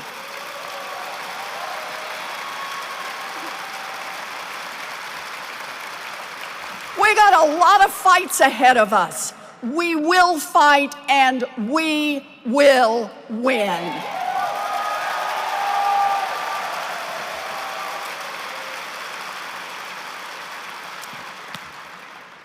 So I just want to say, I am deeply grateful to each of you. I am deeply grateful to those of you who volunteered and helped a first-time candidate get elected to the United States Senate back in 2012. Thank you.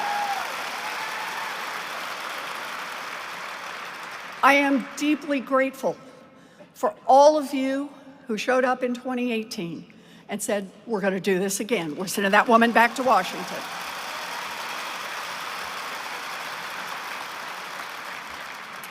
I am deeply grateful for all of you who showed up in 2019.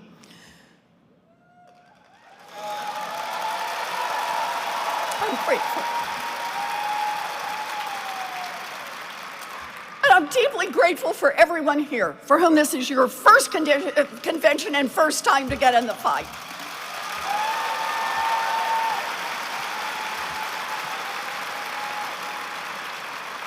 I am deeply grateful for all of you who have stayed in this fight to protect our democracy and to build a better future for all of our kids.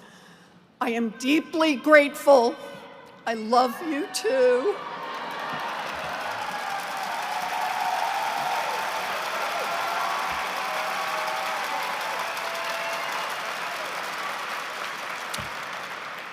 I'm deeply grateful for everyone who will dream big and fight hard. And if you send me back to represent you in the Senate, I promise I will keep right on dreaming big, fighting hard, and delivering for you. Thank you, Massachusetts.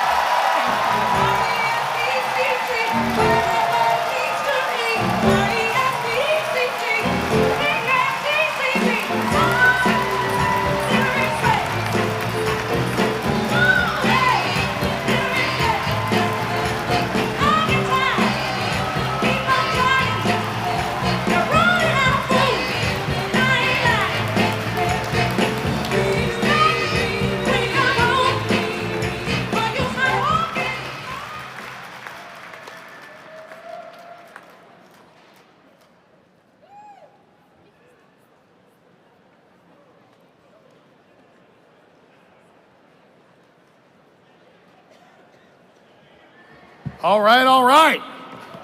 Let's hear it for Elizabeth Warren.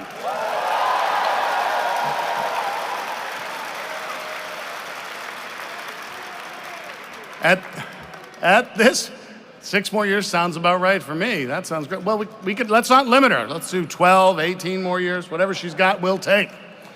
Folks, more than 2,000 of you have gathered here today to hear a lot of great speeches, to be energized, and to get out there and fight hard for candidates like Elizabeth Warren and Joe Biden, and we've done just that. But there's one more thing that we need to do. Before you leave this hall, go to the party the governor and lieutenant governor is sponsoring at Mercantile across the street and get to work for Democrats. So at this time, I'm going to invite the secretary for the Democratic State Committee to join me here on the podium. And I will entertain a motion from Julie Pinkham right there in the center aisle. All right. I assume the mic is on, so let's bring it on. I make a motion to ask the Secretary to cast one vote in favor of Elizabeth Warren for re-election to the United States Senate, and I ask for a second. I second the nomination. All right. Fellow Democrats, there has been a motion and a second. All those in favor signify by saying aye. Well, Mr. Secretary, the ayes clearly have it, so I yield to you. What say you, Mr. Secretary? Thank you. Thank you, Chairman Kerrigan. I am Joe Kaplan, Secretary of the Massachusetts Democratic Party, and I'm happy to announce that in accordance with the vote of this convention, there is one ballot cast to endorse U.S. Senator Elizabeth Warren for both renomination and re-election.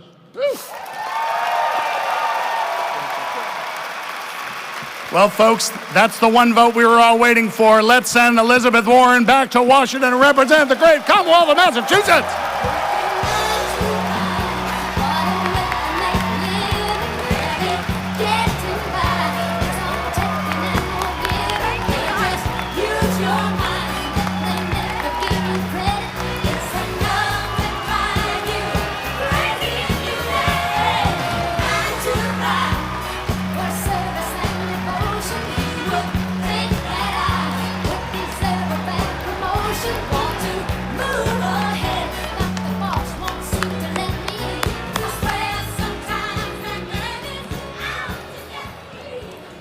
All right, folks, you know what happens next. Is there a motion to adjourn? Is there? Well, I don't even think we need a second. All those in favor? All right, folks, it is my honor to bring to a close the 2024 Massachusetts Convention. But folks, you know the work is just beginning, so let's all get to work. This convention is adjourned.